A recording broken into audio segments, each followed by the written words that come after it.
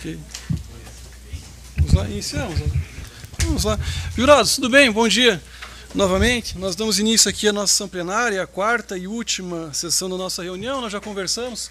Eu aqui de público reitero o que eu disse. Agradeço pelo trabalho, pela disposição, pela paciência, né, por tudo que foi feito. Nós continuamos aqui à disposição de todos os senhores e senhoras. Qualquer coisa que tiverem problema, podem nos procurar aqui na primeira vara. Eu, Álvaro, Arthur e todo o pessoal da secretaria, com toda certeza que estaremos integralmente à disposição de vocês, tá certo? E aí, conforme dito também, se o caso for, nos encontramos em 2026, né, que eu expliquei, né? Então, quem participou esse ano já não entra mais esse ano que vem também está excluído automaticamente. E aí, em princípio, conforme dito, se forem sorteados, aí nos encontramos lá em 2026, tá bom? Agradeço. Pois bem, então, nós damos início aqui, deixa eu só verificar isso, minhas cópias aqui. Vamos lá, damos início então, sessão plenária do dia de hoje, autos 330/2017, em que é autor o Ministério Público e acusado Onildo Chaves de Córdova II. Pedindo a gentileza, então, Arthur, oficial de justiça, que por favor efetue o pregão. Sob a presidência do meritíssimo juiz de direito, Dr. Tiago Flores Carvalho, está instalada a sessão plenária, referentes aos autos de ação penal 0000-330/2017, 816-0006, em que é réu Onildo Chaves de Córdova II e vítima Fabrício Machado da Silva. Encontrantes presentes para então julgamento, o então réu Onildo Chaves de Córdova II, os seus defensores, Dr. André Luiz Pontaroli, Dr. Adriano Sérgio Nunes Bretas, Dr. Renan Pacheco Canto, Dr. Cláudio Daledoni Júnior, e os representantes do Ministério Público, promotora de Justiça, doutora Roberta Franco Massa, Dr. Lucas Cavini Leonardi, e os assistentes da acusação, Dr. Luiz Roberto de Oliveira Zagonel, Dr. Murilo Henrique Pereira Jorge e Dr. Rafael de Lima Torres. Havendo as testemunhas para serem ouvidas em plenário pelo Ministério Público, se faz presente, até o momento, apenas Rosimari Vaz Machado. Não se faz presente testemunha sigilosa 03, Vandirene de Andrade Kacheski, Fábio Machado dos Santos e Francine de Oliveira. As testemunhas arroladas pela defesa se fazem presentes por videoconferência Ari Rodrigues Oligini, Francisco Alberto Caricati, Ricardo Real e Thomas José Mazon de Oliveira. E não se faz presente a testemunha em comum com o Ministério Público, sigilosa 03. Perfeito, agradeço, Arthur. Bem, vamos aqui por ordem, então. Primeiro, Ministério Público, doutora Roberto, Lucas, tudo bem? Bom dia. Bom dia, Excelência. Pelo Ministério Público, em relação às testemunhas presentes, ausentes, algum outro ponto, algum outro requerimento, o Ministério Público tem a palavra. Sim, Excelência. Em relação à testemunha Franciele de Oliveira, o Ministério Público se manifestou no movimento 3358.1, Excelência, ainda não havendo decisão nos autos. Então, eu vou ratificar a manifestação pedindo para que seja repassado o depoimento integral no momento da instrução, pela insistência, né, do Ministério Público e também por toda a questão que essa testemunha já relatou na sessão plenária passada a respeito de viver escondida, não poder ter seu endereço informado. Então, como alternativa, o Ministério Público ele requer que o depoimento seja repassado integralmente. Já em relação à testemunha, o delegado Dr. Fábio, o Ministério Público vai insistir nessa testemunha. Acredito que deve estar aí chegando. O Dr. Fábio compareceu sempre a todos os atos a que foi chamado. A gente pode aqui, enquanto testemunha do Ministério Público, tentar entrar em contato para saber, né, se aconteceu algum imprevisto, alguma coisa assim, mas o Ministério Público vai insistir. Excelência, pergunto se eu já devo também me manifestar a respeito de um pedido de substituição de testemunha da defesa, ou deixo para as questões de ordem? Não, eu acho, doutora, que a senhora faz todos os requerimentos que entender adequados e necessários, inclusive sob pena de preclusão, e o mesmo vai ser feito em relação à defesa. Se porventura, no decorrer aqui dos requerimentos, depois quando for ouvida a defesa, ou mesmo a assistência, sobreviver algum fato que tenha que ter submetido de novo a contraditório, aí eu autorizo, mas por enquanto a gente faz dessa forma.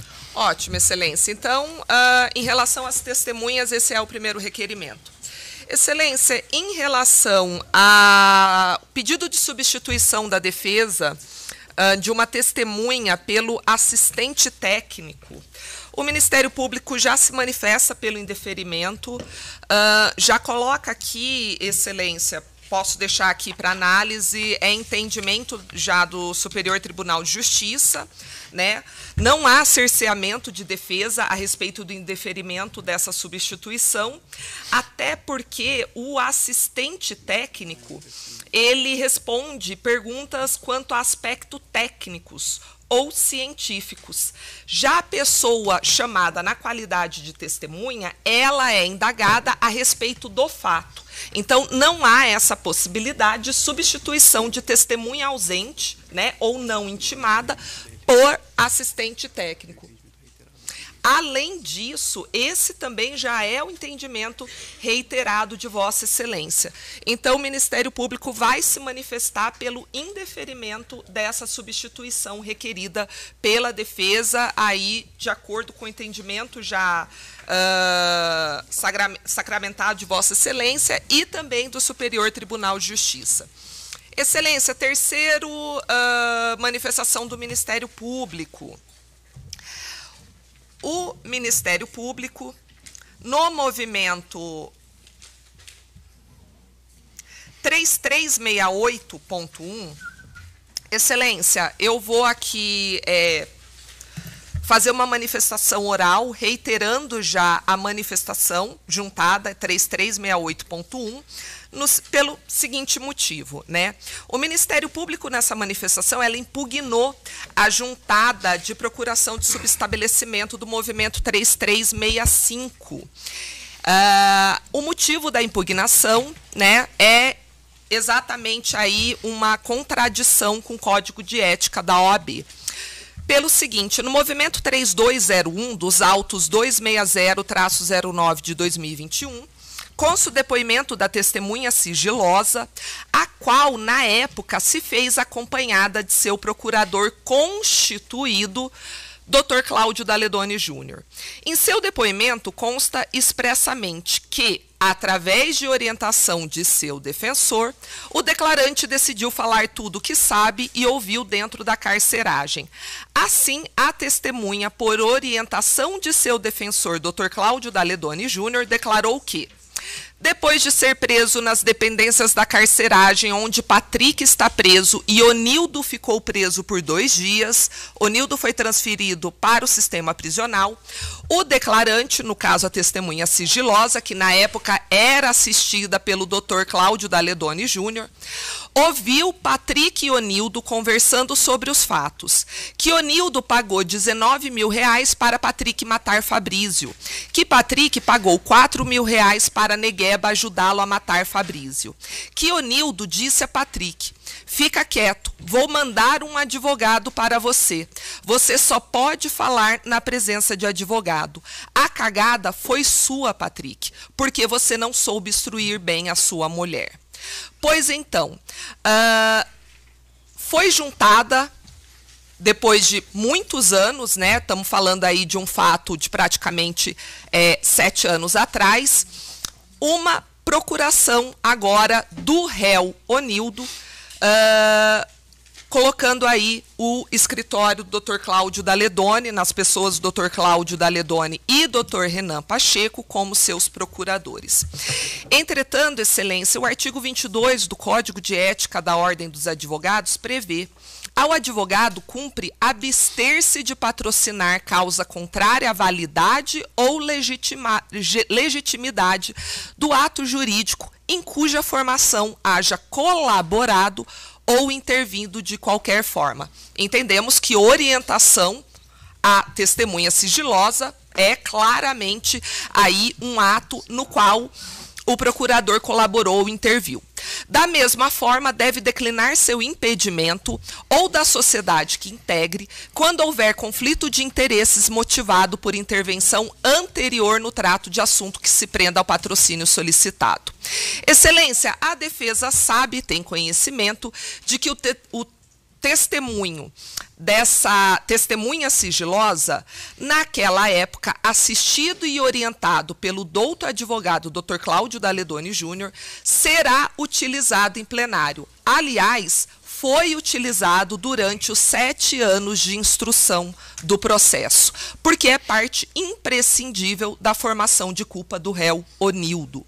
Logo, não pode o douto procurador, com todo o respeito que o Ministério Público tem e nutre pela bancada de defesa composta pelo Dr. Cláudio e pelo Dr. Renan, atuar agora contra a validade e legitimidade do depoimento prestado por essa testemunha sigilosa, que foi um dentre os diversos elementos de provas que há nos autos e que prezam contra o acusado Onildo, pois trouxe aos autos o diálogo entre o executor Patrick, que inclusive já está condenado por esse crime, e o réu mandante Onildo, o qual, durante todo o processo, nega conhecer Patrick e nega a autoria dos fatos. Além disso, essa testemunha, quando foi ouvida em juízo, mudou completamente o seu depoimento. Entretanto, asseverou, confirmou que seu advogado é Cláudio Daledoni e conversou com ele em delegacia anteriormente. Além disso, Excelência, no depoimento prestado pelo Dr. Fábio na fase de instrução dos autos, o Dr. Fábio relata isso em seu depoimento, que o doutor Cláudio Daledoni compareceu à delegacia de Fazenda Rio Grande na época, não só em relação a esses fatos, mas também em relação a outras investigações envolvendo a testemunha sigilosa. E ele, se disse, então, como procurador advogado dessa testemunha sigilosa. Excelência, veja a problemática da juntada dessa procuração.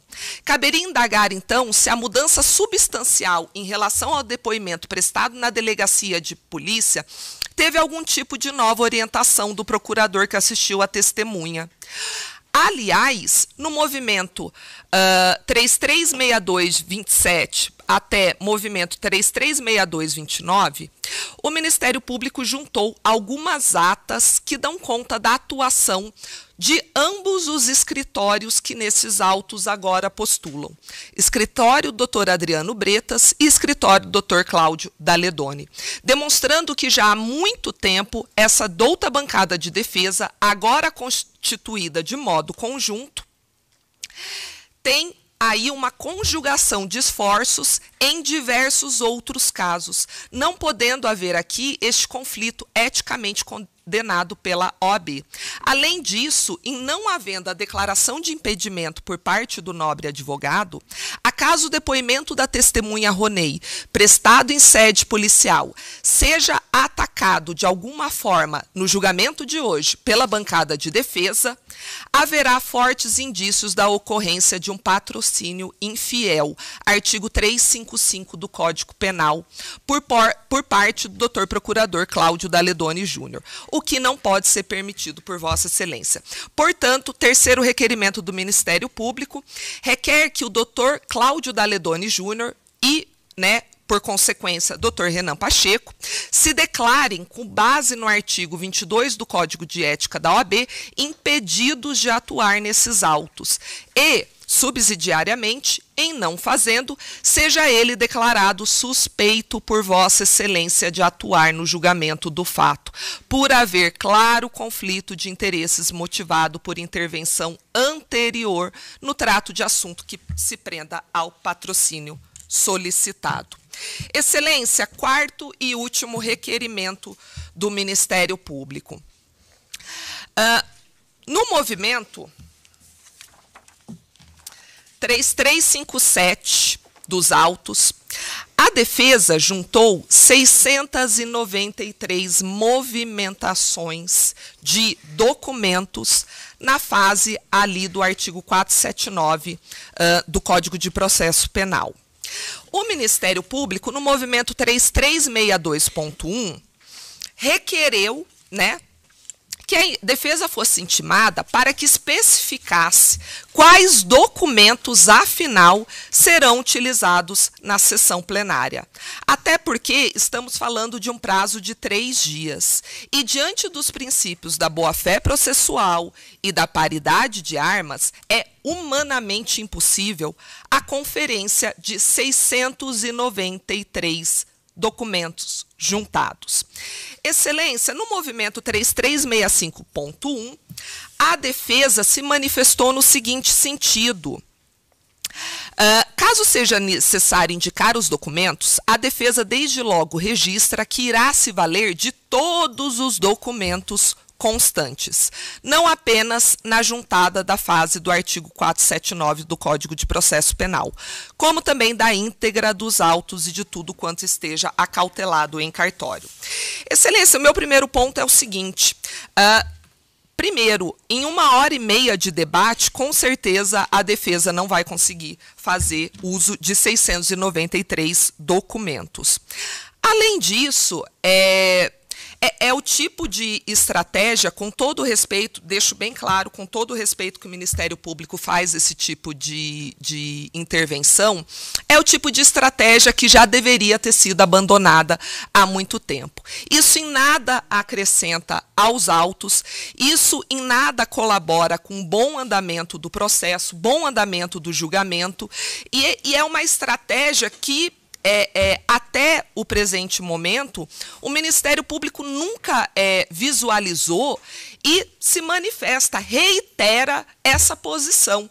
Isso não se dá dentro de um quadro onde deve haver uma boa-fé processual, uma lealdade processual e, além disso, uma paridade de armas, que, aliás, sempre é um requerimento feito por toda a bancada de defesa em todos os julgamentos e processos criminais. Isso, né, é sempre uma afirmação que se há contra o Ministério Público, de que não há paridade de armas. E cada vez mais, né, o Ministério Público tem se manifestado no sentido de sim, deve haver uma paridade de armas. Mas esse tipo de manifestação, esse tipo de juntada, em nada colabora para o bom andamento processual. Então, eu reafirmo o requerimento para que a defesa especifique quais documentos serão utilizados e reafirmo aqui também essa manifestação que o Ministério Público sempre fará toda vez que houver esse tipo de movimentação pela defesa. Excelência, mais algum requerimento? Esses são os requerimentos do Ministério Público. Acredito que já foram aí o suficiente. Muito obrigada, devolvo a palavra. Então, ok. Então, pelo doutor Lucas já não há requerimentos. Ministério Público, então, encerramos. Doutores Agonel, Murilo, Lima Torres, tudo bem? Nada a acrescentar? Tá certo? Mas, de qualquer maneira, bom dia. Sejam bem-vindos. Tá. Sem requerimentos, sem manifestações. Tá, perfeito. Então, de igual forma, também, muito bom dia à bancada de defesa. Faço cumprimento aqui doutor Cláudio, doutor Renan, doutor Giovanni, doutor Adriano, doutor Pontaroli e tinha mais, me parece, Eduardo, é isso, mas acho que é estagiário, é isso? Tá certo, também cumprimento o Eduardo, acho que ele pegou e saiu. Cumprimento de igual forma também o acusado Nildo, que está ali atrás, é isso? Tudo bem, bom dia. Doutores, pela defesa, em relação às testemunhas ausentes, presentes, algum outro ponto, e também em relação ao que foi requerido pelo Ministério Público, né, os senhores têm a palavra, fiquem à vontade. Só deem no microfone, por favor. Isso, por gentileza. Primeiramente, bom dia, Excelência, bom dia a todos os presentes, aos senhores jurados.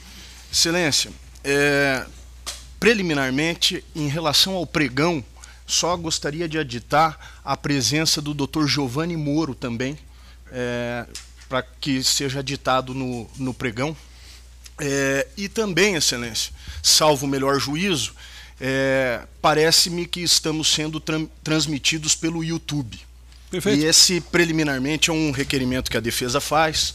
O artigo 189 do Código de Processo Civil estabelece que, em determinados casos, é possível ser feita a restrição à publicidade dos atos judiciários. Esse é um caso extremamente sensível.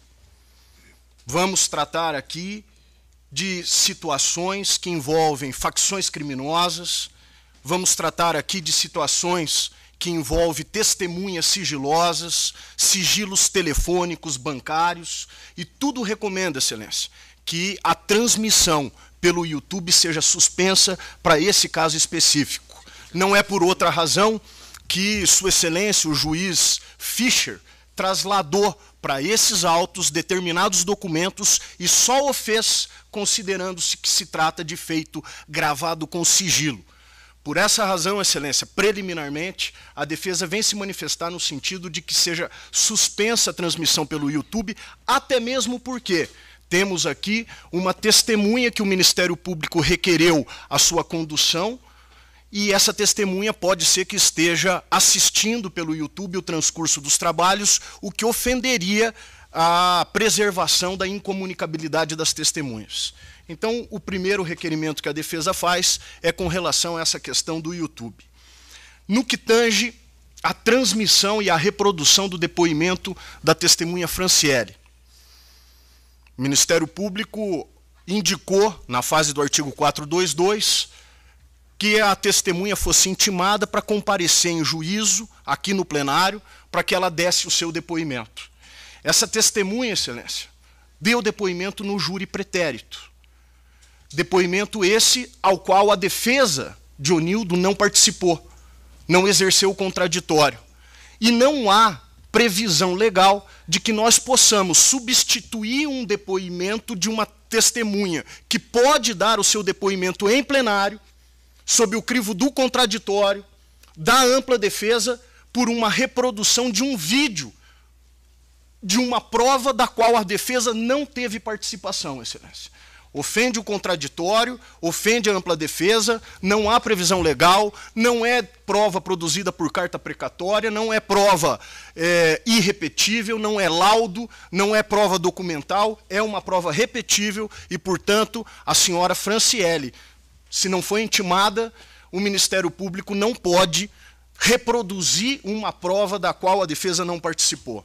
Esse é como a defesa se manifesta em relação ao requerimento do Ministério Público para reprodução do vídeo da testemunha.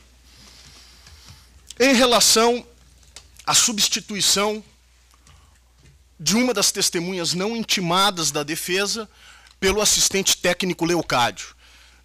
Trata-se de assistente técnico habilitado nos autos, trata-se de pessoa que já tinha sido indicada anteriormente, não há qualquer surpresa e não há qualquer prejuízo, Excelência. Até mesmo porque a defesa se prontificou a trazer o assistente técnico independente de intimação, que, aliás, encontra-se aqui fora aguardando a sua inquirição.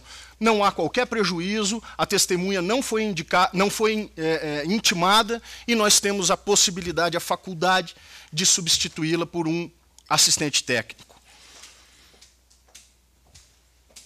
Com relação à especificação dos documentos que foram juntados na fase do artigo 479. A defesa entende, mas não concorda com o Ministério Público. Foram juntados, sim, centenas de documentos da parte da defesa. Mas foram juntados também centenas de documentos por parte da acusação, tanto pública quanto particular. Faz parte do jogo processual. É impossível que a defesa seja obrigada a especificar quais documentos vão usar. Por quê? Porque nós não sabemos exatamente o que vai acontecer no plenário. Pode ser que eu use um documento, pode ser que eu tenha que me valer de outro, pode ser que eu me valha de nenhum dos documentos juntados e pode ser que eu tenha que me valer de todos os documentos juntados. A legislação processual não exige que as partes especifiquem quais os documentos que pretendem utilizar. Isso aqui não é um roteiro. Isso aqui não é um teatro que nós encenamos previamente e que nós sabemos exatamente quais rumos que o julgamento vai tomar. Dependendo do rumo, pode ser que eu tenha que usar um documento, pode ser que eu tenha que me valer de outro, e, portanto, a míngua de previsão legal para especificar quais os documentos que serão utilizados, a defesa já de antemão estabelece, Excelência. Todos os documentos são potencialmente utilizáveis, até porque foram juntados tempestivamente. Temos também aqui o requerimento com relação ao impedimento do Dr. Cláudio Daledoni, e nesse sentido eu gostaria de passar a palavra para que o próprio Dr. Daledoni possa se manifestar.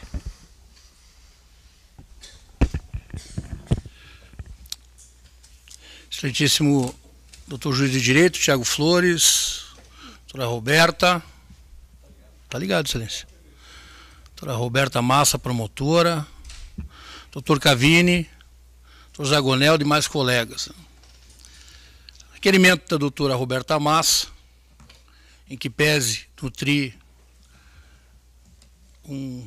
uma admiração incontornável por Vossa Excelência, seu requerimento, evidentemente que dentro da sua atuação, tem que defender os minguados elementos indiciários que compõem os autos, e dentre esses minguados indícios, né, que Sua Excelência vai sustentar, advém uma declaração prestada em delegacia. Sua Excelência traz a lume a observância do artigo 20 do Estatuto da OAB, que reza o seguinte... Hã? 20, Excelência. O advogado deve abster-se de patrocinar causa contrária à ética, à moral ou à validade de ato jurídico em que tenha colaborado, orientado ou conhecido em consulta. Da mesma forma, deve declinar seu impedimento ético quando tenha sido convidado pela outra parte, se esta lhe houver revelado segredos ou obtido seu parecer. A bem de ver, Excelência, e ainda suscita, teratologicamente, a possibilidade de um patrocínio infiel, que é coisa absolutamente distinta, né? Que, lendo o artigo, a inteligência dele é muito clara. Patrocínio infiel, artigo 355. Trair na qualidade de advogado ou procurador o dever profissional, prejudicando o interesse cujo patrocínio em juízo lhe é confiado. Crime gravíssimo de mão própria de advogado. Trair na qualidade de advogado ou procurador o dever profissional, prejudicando o interesse cujo patrocínio em juízo lhe é confiado.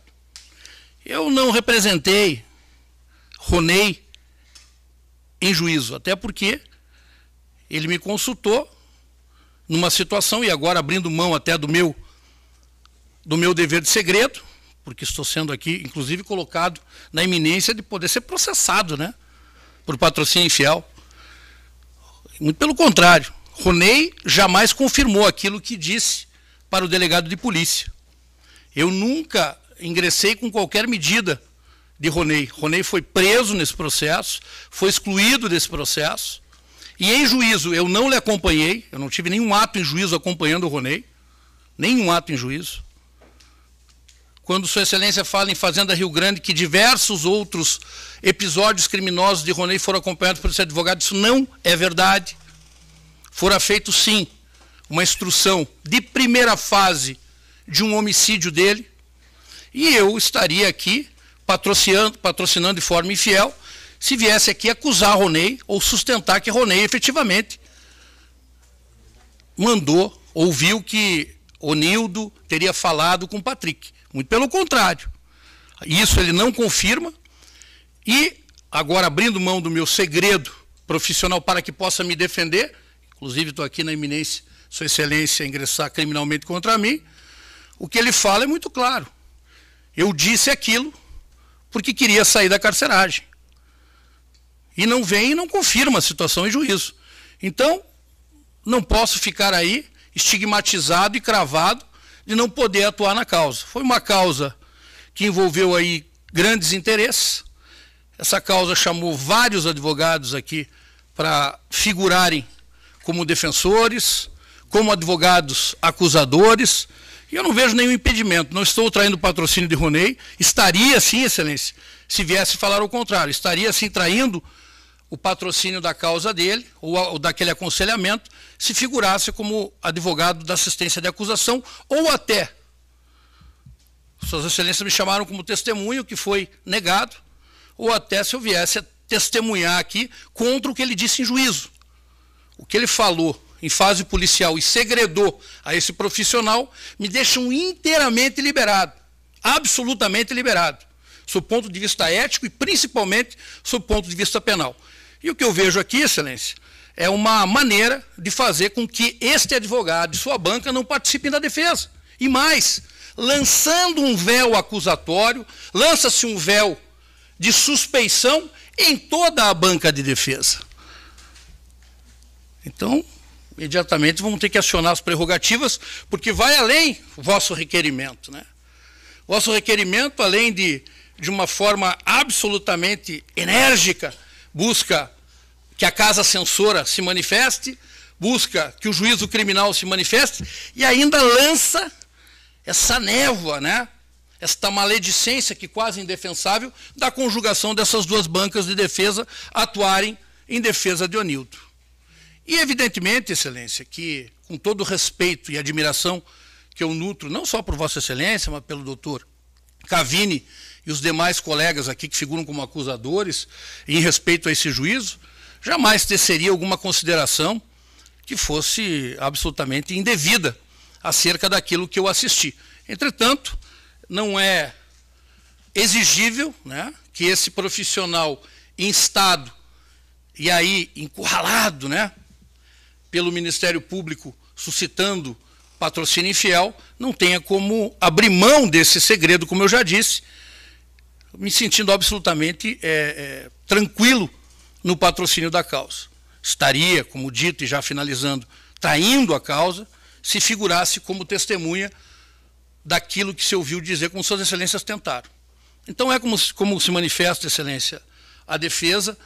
Entendimento contrário a esse vai incidir no cerceamento de defesa, proibindo esse advogado de trabalhar, proibindo dele exercer a sua profissão. Isso é coisa que eu tenho absoluta convicção que esse juízo não vai permitir. É como se manifesta a defesa, Excelência. Encerramos pela defesa, doutor Cláudio, é isso?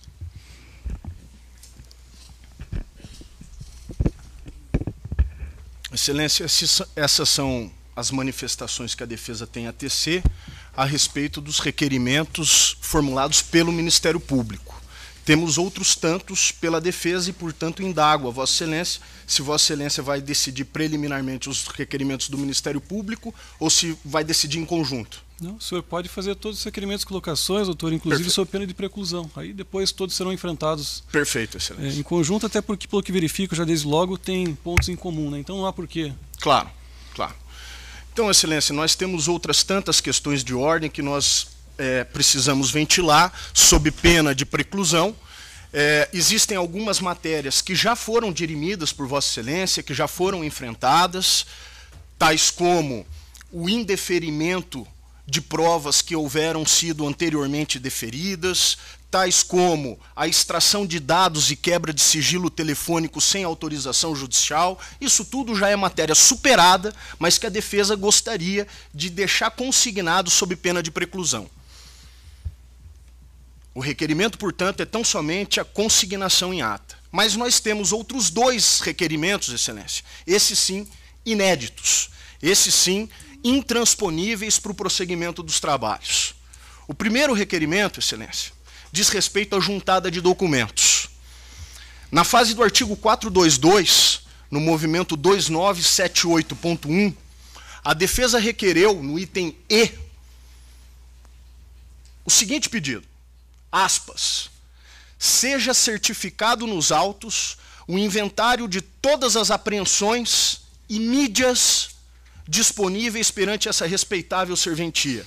Faz-se menção, por exemplo, às apreensões e mídias citadas junto aos movimentos 12.4, câmera de vigilância do local, 12.83, câmeras de vigilância usada para o reconhecimento, e 12.85, celular de Mateus, as quais, segundo informações, estariam acauteladas, até para que sejam disponibilizadas às partes e utilizadas em plenário, fecha aspas.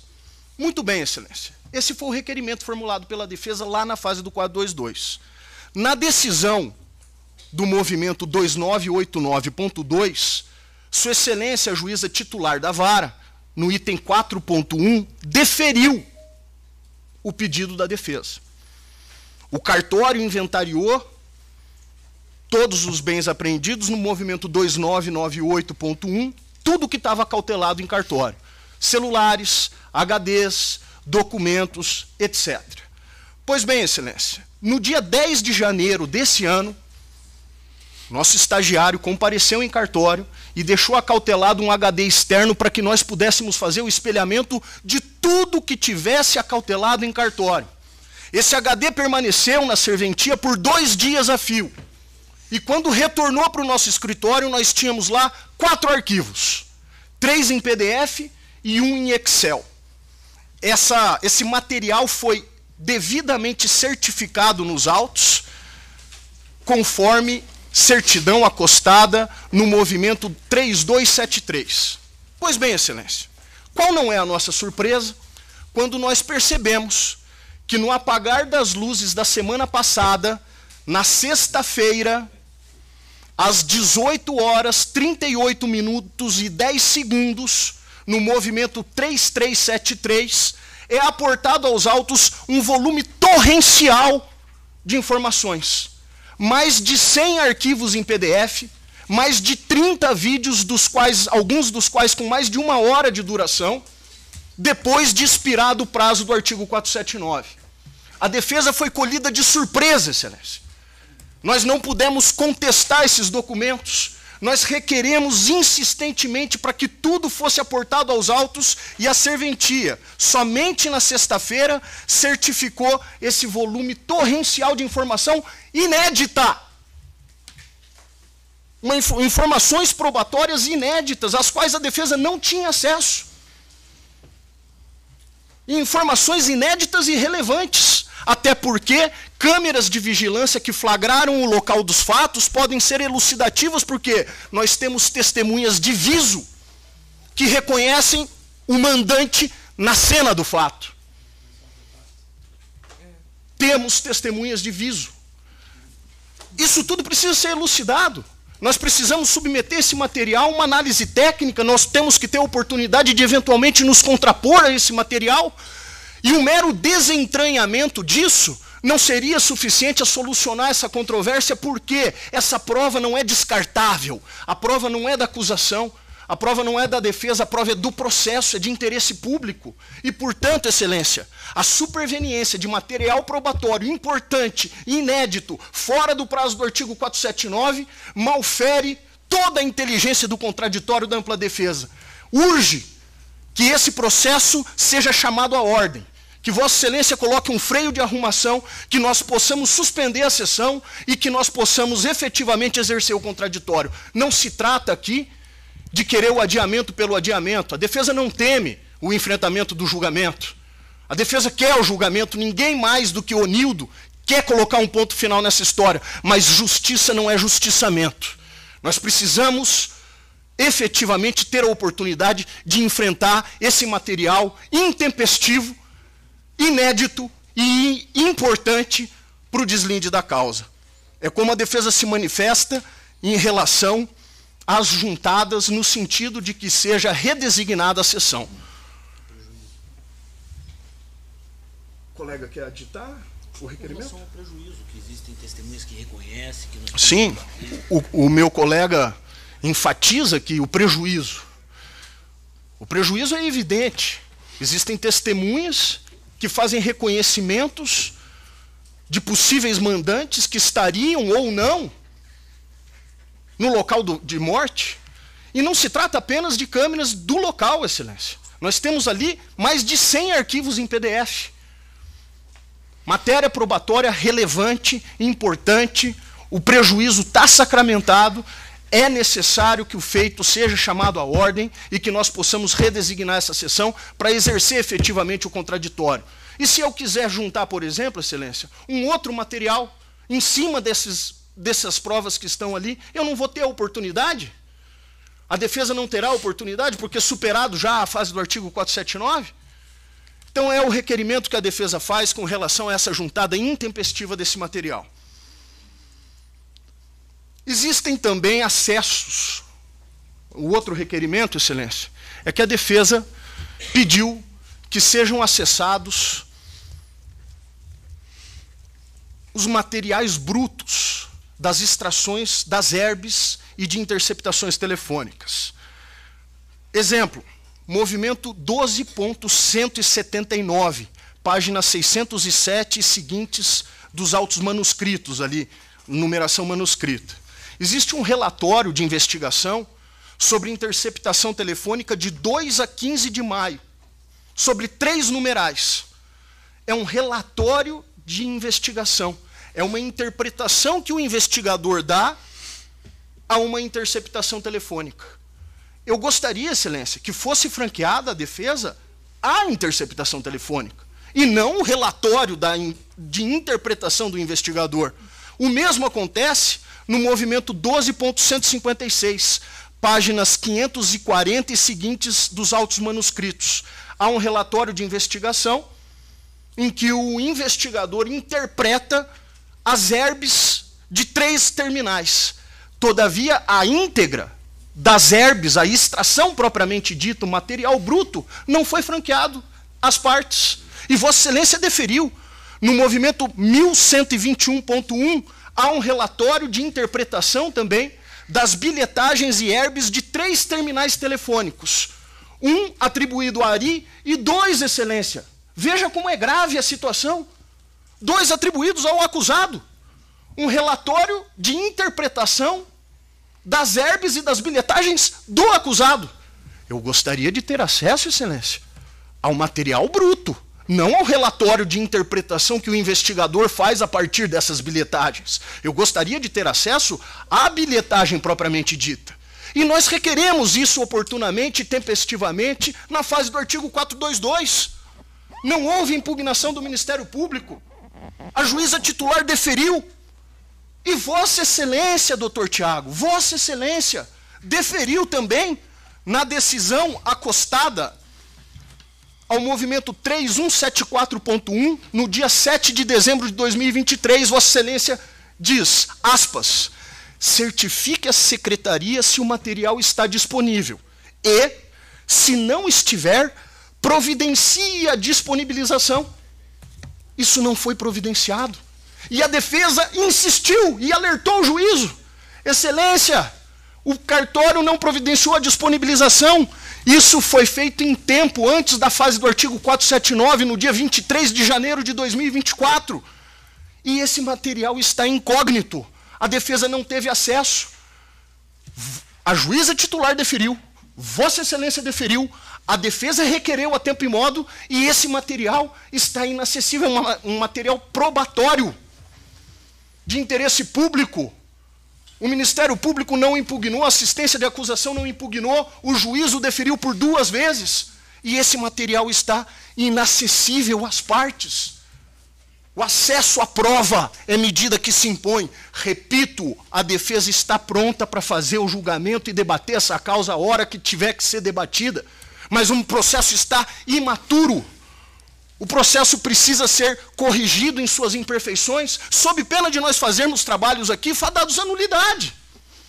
Nós precisamos aparar essas arestas, corrigir tudo e colocar um ponto final nisso. Não haverá prejuízo algum, Excelência, na redesignação e para que possamos fazer um julgamento justo nos trilhos e nas veredas da legalidade. É como a defesa se manifesta, indagando aos colegas se tem mais algum requerimento em aditamento àquilo que nós posicionamos agora. Apenas a título de complementação com relação a essa última questão de ordem, Excelência, trago aqui precedente do STJ, recente, da ministra Laurita Vaz, que diz, em síntese, se é verdade que o Ministério Público, no exercício do ônus acusatório, tem a liberdade de, ao oferecer a denúncia, escolher livremente os elementos de informação, e o mesmo se vale aqui para a investigação policial, que entender pertinentes à demonstração da justa causa, também é verdade que a defesa, por paridade de armas, deve ter acesso, caso manifeste interesse durante a instrução criminal, a integralidade do mesmo acervo informativo para exercer seu inarredável direito ao contraditório e à ampla defesa.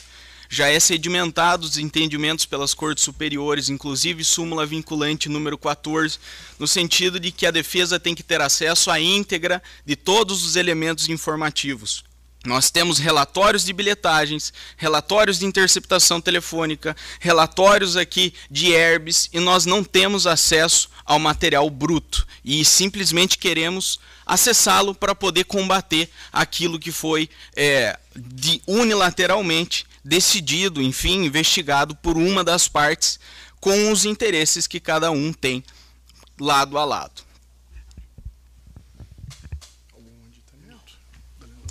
Então, finalizada a fala pela defesa, nós passamos aqui a abordagem de tudo que foi dito, né? A doutora Roberta fez a exposição pelo Ministério Público, assistência nada requereu, a defesa também, por meio de seus advogados, aí fez seus requerimentos, manifestações. A minha sorte aqui é trabalhar com pessoas que são muito competentes e conhecem muito do direito, e é bom que eu aprendo todos os dias, né? Não só eu, como, enfim, todos que aqui trabalham, né?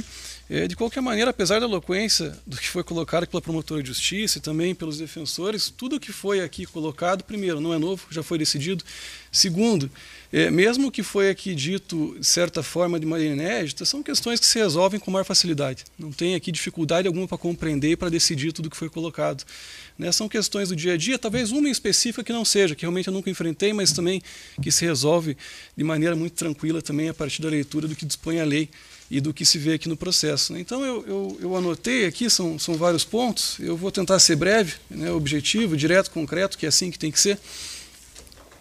Então eu passo aqui primeiro o pedido que foi feito pelo Ministério Público, a doutora Roberta, em relação à substituição, ou melhor, substituição não. Nós temos aqui uma testemunha que não foi encontrada, foi indicada pelo Ministério Público, e aí o pedido que foi feito pela Promotoria de Justiça foi no sentido de que se exibisse o vídeo, porque ela já foi ouvida numa outra sessão de julgamento, né? Esse processo tinha 4 acusados, houve um desmembramento, 3 foram julgados, né? Isso lá em 2021, se eu não estiver enganado, dia 12 de agosto de 2021, dia 13 por aí, né? E aí restou aqui o último acusado, que é justamente o acusado Nildo Chaves de Córdova II, né? Aí também, conforme dito aqui, o que nos guia é a lei, o código tem previsão específica a respeito disso. Se eu não estiver enganado, o artigo 473, parágrafo 3º, né, diz aqui que é possível a leitura de peças, ou no caso a exibição do vídeo, porque não foi transcrito aqui o depoimento, mas sim um vídeo, áudio, vídeo, gravação, diz que somente podem ser aqui exibidas em plenário, né, fora do tempo que a parte tem, que dispõe. Só verificar a redação aqui, provas colhidas por carta precatória, provas cautelares, antecipadas ou não repetíveis. É uma questão aqui de direito, técnica. Duvido muito que a Promotoria de Justiça, assistência, tampouco a defesa vai questionar que em absoluto, né, não se enquadra, então não tem condição de acolher. Sem prejuízo, naturalmente, de que, se o caso for, o vídeo seja utilizado durante os debates. E eu digo isso com maior tranquilidade, porque, de maneira que se criou um paradoxo aqui, né? A defesa disse que não poderia utilizar, mas ela mesma juntou o link da sessão inteira e disse que vai utilizar todo o material. Então ela mesma juntou aqui o depoimento que se pretende ser utilizado pelo Ministério Público, e daí, até por uma questão de contradição aqui, eu não tenho como, enfim, fazer uma manobra para entender de maneira diferente. Nós seguimos em relação ao segundo ponto, o Dr. Fábio, delegado de polícia, foi indicado como testemunho, o Arthur e o Álvaro aqui me indicaram... Pois não, doutor Cláudio, deixa eu só fazer uma consideração. Eu ouvi atentamente a promotora de justiça, dei palavra à assistência, de igual forma à defesa. Agora eu passo aqui a minha decisão e veja, as decisões de um juiz, no caso eu aqui, o de todos, elas podem ser boas ou podem ser ruins, mas elas comportam impugnação a tempo e modo. Então, assim, eu não posso admitir que assim como eu não admiti que a promotora fosse interrompida e como a defesa fosse interrompida, eu peço só que eu termine aqui a minha exposição. Se tiver algum ponto que seja relevante, depois a defesa coloca.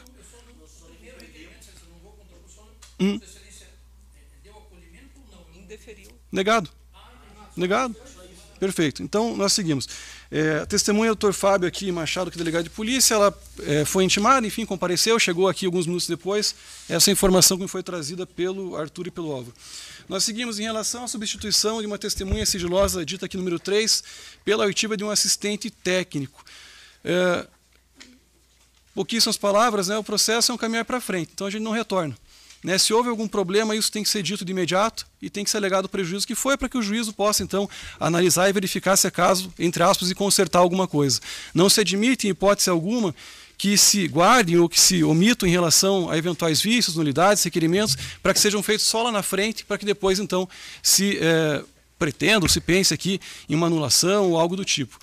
Eu digo isso porque eu verifiquei, eu contei aqui rapidamente, enquanto as partes faziam a exposição, e se eu não estiver enganado, depois que o mandado negativo da testemunha sigilosa número 3 retornou aos autos, deixa eu só verificar, eu contei aqui, vamos ver, 1, 2, 3, 8 petições a defesa veiculou no processo, tratando de temas congêneres, seja porque houve intimações específicas, seja porque espontaneamente assim entendeu por bem se manifestar no processo. Então a preclusão aqui impede que se analise até, né, a pretensão de substituição da testemunha sigilosa número 3 pela oitiva do assistente técnico que foi aqui apontado pela defesa. Não fosse por isso, o fato é o seguinte, o assistente técnico, primeiro, ele não é testemunha, né, são categorias diferentes. O assistente técnico ele vem aqui para fazer considerações técnicas, né, científicas acerca de um laudo. A defesa fez a indicação, arrolou, o assistente técnico fosse ouvido, houve um indeferimento por parte desse juízo, porque não cabia dentro das variáveis do processo, isso já foi discutido mais uma vez.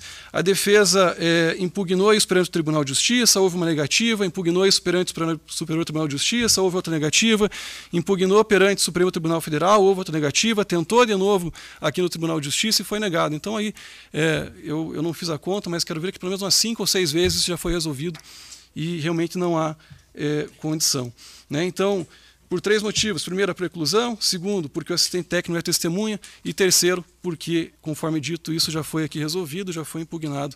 E a essa altura não há mais o que ser feito, o que discutir.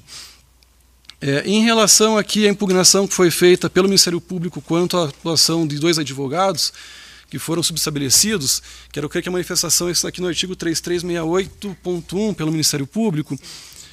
O que se coloca aqui também não há necessidade de maior divagação acerca do tema. Um dos advogados que foi mencionado aqui, lá na fase de investigação, por ocasião do inquérito policial, era advogado constituído e atuou, neste caso, ou seja, nesse fato, em favor de uma pessoa que na época não era testemunha investigada, inclusive foi preso. Na época foi cumprindo mandado de prisão porque, àquela altura, pelo menos, se imaginava que tivesse algum elemento, né, que o incluísse aqui no caso. Na oportunidade, ela foi ouvida em delegacia de polícia, acompanhada por seu advogado, isso consta aqui expressamente, não tem necessidade de repetir, a promotora de justiça fez a exposição, os advogados também não questionam isso, e na oportunidade, na parte que aqui é relevante, que interessa, essa testemunha lá ouvida, já na condição de testemunha em inquérito policial, pode-se dizer aqui, esse é um dado objetivo, não é uma interpretação minha, delatou o acusado que hoje está em julgamento, né? Ou seja, versões conflitantes. Eu não desconheço que depois, em audiência, essa mesma pessoa foi ouvida e disse que não disse, né, está por escrito o depoimento na delegacia, disse que não falou aquelas palavras, que em verdade ficou com medo, né, e deu ali escusas diversas. Isso quero crer que vai ser objeto de análise depois para o Ministério Público, assistência e defesa, não me cabe aqui dizer se isso é verdade ou não. O fato é que, de qualquer maneira, mesmo nesse depoimento em juízo, essa mesma testemunha confirmou que, efetivamente, aquele advogado que hoje aqui está aqui, que é o Dr. Cláudio, né, sim, acompanhou o ato na delegacia. E o que chama a atenção também, verifiquei aqui, é um ponto que também reputo como relevante, na inquirição que foi feita em audiência, a testemunha disse que eu não falei nada, me deram um papel e eu assinei, e na companhia do advogado. A atuação do advogado, ela entre outros fatores, aqui justamente para que se evite um abuso, né? Ou por que não dizer um crime dessa natureza, porque se o delegado de polícia, e isso levando em consideração o que a testemunha disse em audiência, se o delegado de polícia que forjou um documento com palavras, com fatos que não existiram, e forçou que a testemunha assinasse, ou enganou para que ela assinasse, e fez isso na presença do advogado, realmente é algo que tem que se verificar com um desdobramento, inclusive, do aspecto criminal, de falsidade, enfim, aí tem que verificar lá a fraude processual, não sei, né? Mas isso é discussão também que não cabe aqui. O que interessa saber para decidir essa questão é que, sim, o advogado atuou em favor de uma testemunha, de um investigado, depois testemunha, que foi ouvido em delegacia. O que foi dito por essa testemunha está em contraposição ao interesse do acusado que está aqui em julgamento. E aí, conforme aqui já dito, nós temos dispositivos expressos no Código de Ética e Disciplina da Ordem dos Advogados do Brasil, no sentido de que, por razões óbvias, isso visa garantir a própria lisura, a credibilidade da advocacia, é que um mesmo advogado ele não pode atuar em situações, em causas, né, de maneira ampla, em que haja conflito entre as pessoas envolvidas, né, por motivos também que acho que sequer precisam ser aqui melhor explicitados.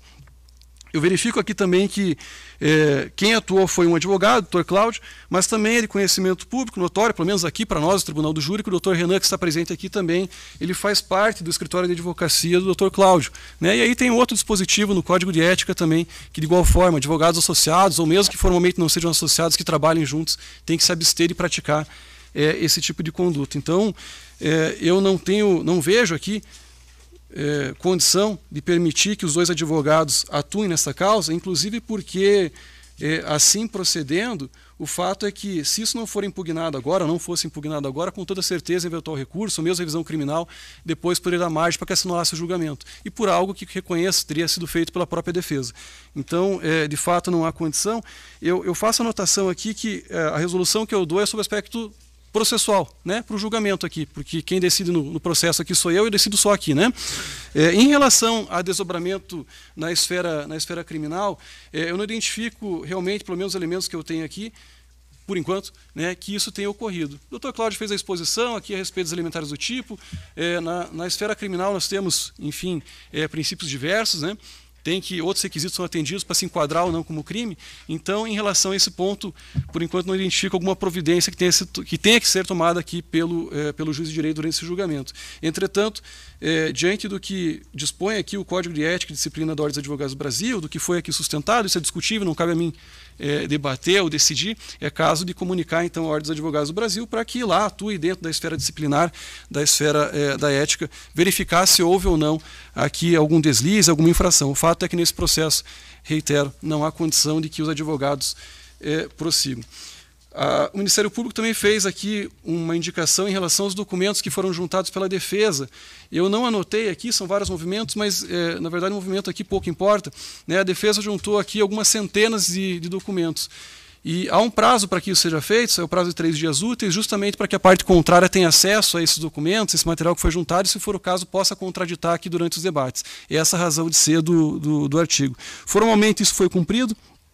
Eu li todos, ou pelo menos avaliei ali, verifiquei superficialmente todos os documentos. Eu verifiquei que boa parte deles, na verdade, são cópias de outros inquéritos, de outros processos que, na verdade, ou já estavam no processo ou já haviam sido citados. Né? São realmente investigações bem extensas, mas que guardam direto ou indiretamente relação com o caso discutido aqui no processo, de forma que, em relação a isso, em princípio, apesar da extensão dos documentos, não haveria aqui surpresa e materialmente, então, uma violação ao que dispõe o artigo 479.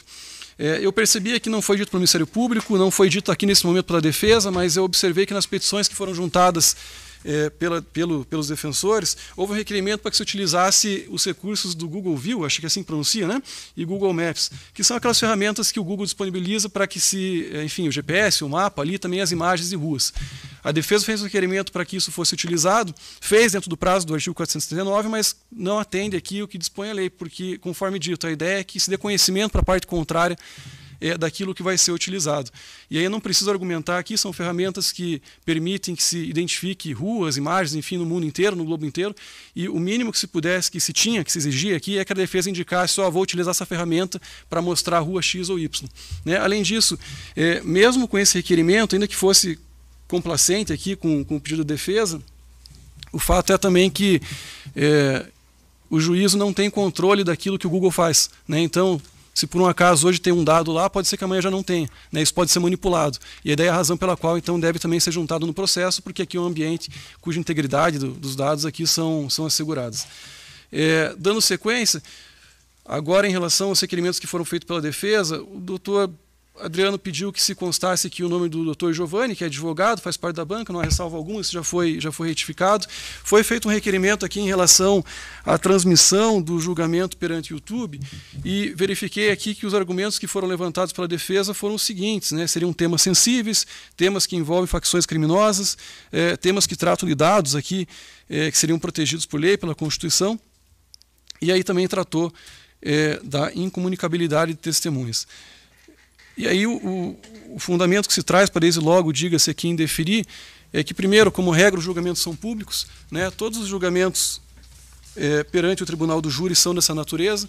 Se fosse para acolher o requerimento de transmissão, de evitar aqui a documentação e a transmissão pela internet, haveria que, pelo mesmo motivo, fechar as portas e fazer né, o julgamento aqui sem qualquer plateia, algo que também não foi aqui requerido pela defesa, mas que seria desdobramento. Né?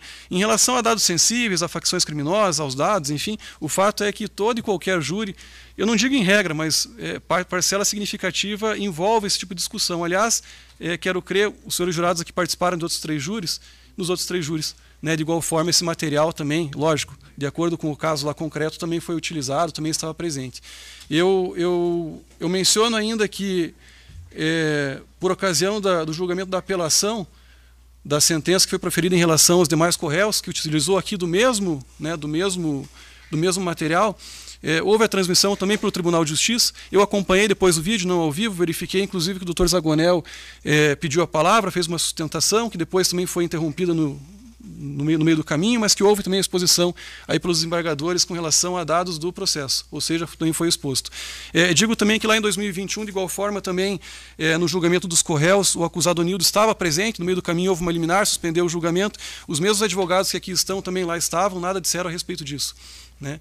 De maneira então que, inclusive eles, de maneira que parece até contraditória, juntaram aqui o link justo daquilo que está no YouTube documentado, está lá há mais de 2 ou 3 anos, para que seja utilizado aqui. Então, diante desse paradoxo também, eu não consigo aqui contornar, trazer algum argumento que possa contornar, então, e acolher o requerimento que foi feito. Dando em sequência, a defesa fez requerimento em relação a 2 pontos aqui, que seria a revisão por este juiz, né, da decisão que foi dada pela colega, a doutora Michele, e também uma outra decisão que já foi dada por esse juiz aqui em relação à quebra de dados e aparelhos de telefonia celular, enfim, né, aparelhos celulares. Essas questões já foram resolvidas, já houve uma decisão aqui em primeiro grau, o Tribunal de Justiça já manteve, já houve pedido de consideração lá, já foi negado, já foi para o STF, foi negado, e parece até foi para o STF, eu não tenho certeza, mas no STJ com toda certeza já foi negado, uma questão que já preclusa, já foi decidida, inclusive por instâncias superiores, não há por que aqui discutir novamente. Doutor Adriano, eu peço um esclarecimento, quando o senhor fez alusão aqui às câmeras, o HD, os dados, o senhor fez menção ao movimento 3373.1. Né? Eu só peço que o senhor esclareça se é efetivamente esse movimento, porque me parece não diz respeito à sua argumentação. Talvez tenha havido um equívoco. Né? O senhor indicou o 3373.1. Veja se só pela ordem. Veja se é do 300 ou do 26009-2021. Uma certidão constante no 3372, excelência, Ah, tá, ok. 32.1, uma certidão. Consta ali, ó. Que é a... que estavam disponíveis em cartório as seguintes mídias. Tá, perfeito. Não, tá ok, já tenho conhecimento, já está retificado. Sim, eu sei, é porque... como o senhor fez menção a outro, daí o documento era diverso, né? Mas está ok. Perfeito, sem problemas. Está retificado. Veja, o último... de fato, é o último pedido aqui, se eu não estiver enganado, depois eu posso revisar nas minhas anotações. O último pedido que foi feito pela defesa, ele trouxe aqui, incluído um requerimento de adiamento da sessão, suspensão. Né? E aqui eu faço uma colocação que é feita... Caiu tudo aqui. Deixa eu arrumar esse negócio. Espera aí, só um pouquinho. Vamos botar para cá. Aqui. Foi feito um requerimento que implicaria a suspensão, o adiamento, a redesignação da sessão de julgamento. Eu faço uma colocação que sempre é feita, né, insisto nesse ponto porque julgo que é relevante. 2019, já tem um tempo, vai para 5 anos, aí o CNJ fez um estudo, chamou lá diagnóstico. Eu estou falando dessa forma que eu acho que os promotores, advogados, servidores já estão entre aspas, cansados de ouvir eu falar isso, mas eu disse, é relevante, então tem que ser aqui exposto. Em 2019, o Conselho Nacional de Justiça ele fez um levantamento acerca das ações penais e competência do Tribunal do Júri. E aí tem vários dados lá. Tem 2 que chamam a atenção. Né? Primeiro, diz que para chegar nesse momento aqui, ou seja, sessão de julgamento, né, depois que oferece a denúncia, inicia o processo, demora, em média, 4 anos e 2 meses ou 4 anos e 7 meses. Né? E, além disso, também o CNJ chegou à conclusão, fez um levantamento com processos do país inteiro, né? Do segundo semestre, do ano todo de 2018, na época. E aí também apontou que em 59, alguma coisa, 60% das vezes, não se consegue fazer uma sessão de julgamento na primeira tentativa. Ou porque é um adiamento, ou porque ocorre um desmembramento, ou porque houve uma anulação, enfim. Né? A situação não se resolve na primeira tentativa. E aqui também acho que essa é a opinião minha, né? Pode ser que alguém discorde e não há problema algum em relação à divergência. Mas, primeiro, 4 anos e 2 meses ou 4 anos e 7 meses, e essa diferença de 4 anos e 2 meses, 7 meses, é justamente se consegue fazer na primeira ou na segunda, ou terceira ou quarta. Enfim, se não se consegue fazer em 4 anos e 2 meses, ou 4 anos e 7 meses, ou seja, demora todo esse tempo, parece ter alguma coisa errada, é muito tempo. É muito tempo, e eu sou bem crítico em relação a isso, porque por mais complexo que seja o processo, não se justifica. Não se justifica. Não bastasse isso, veja, o índice lá diz o seguinte: 60% ou 59%, 60% das vezes não se consegue fazer uma sessão de julgamento ou se anula, né? E aí, se a sua atividade fim é fazer julgamento, né, e você não consegue 60% das vezes, peraí, tem alguma coisa errada, né? Parece que tem. Isso não quer dizer que em toda e qualquer situação pedidos de adiamento devam ser pura e simplesmente indeferidos. É claro, tem situações que são intransponíveis e tem que, de fato, ser acolhidos pelo juiz. Mas aí também eu não tenho dúvida que esses dados, esses números, pelo menos acendem um alerta ali para que o juiz tenha um mínimo de rigor. Até porque a lei assim impõe que se faça, né? Que tenha um rigor aqui em relação ao que é possível ou não fazer para designar ou redesignar sessões de julgamento. Bem, feito isso, eu faço também aqui uma colocação para que se entenda perfeitamente o alcance do que eu coloco e digo desde logo, vai ser indeferido o pedido. Não há dúvida alguma acerca disso. O meu maior trabalho aqui no Tribunal do Júri, e eu tenho certeza que se falar com o Arthur, com o Álvaro, com o pessoal da secretaria, com a minha assessoria, não é por isso simplesmente analisar o processo, ler o Código Penal, o Código de Processo, enfrentar o fato em si. É fazer com que o julgamento saia.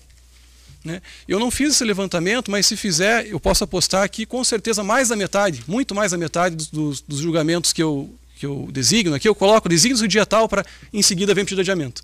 E aí são as escusas das mais variadas.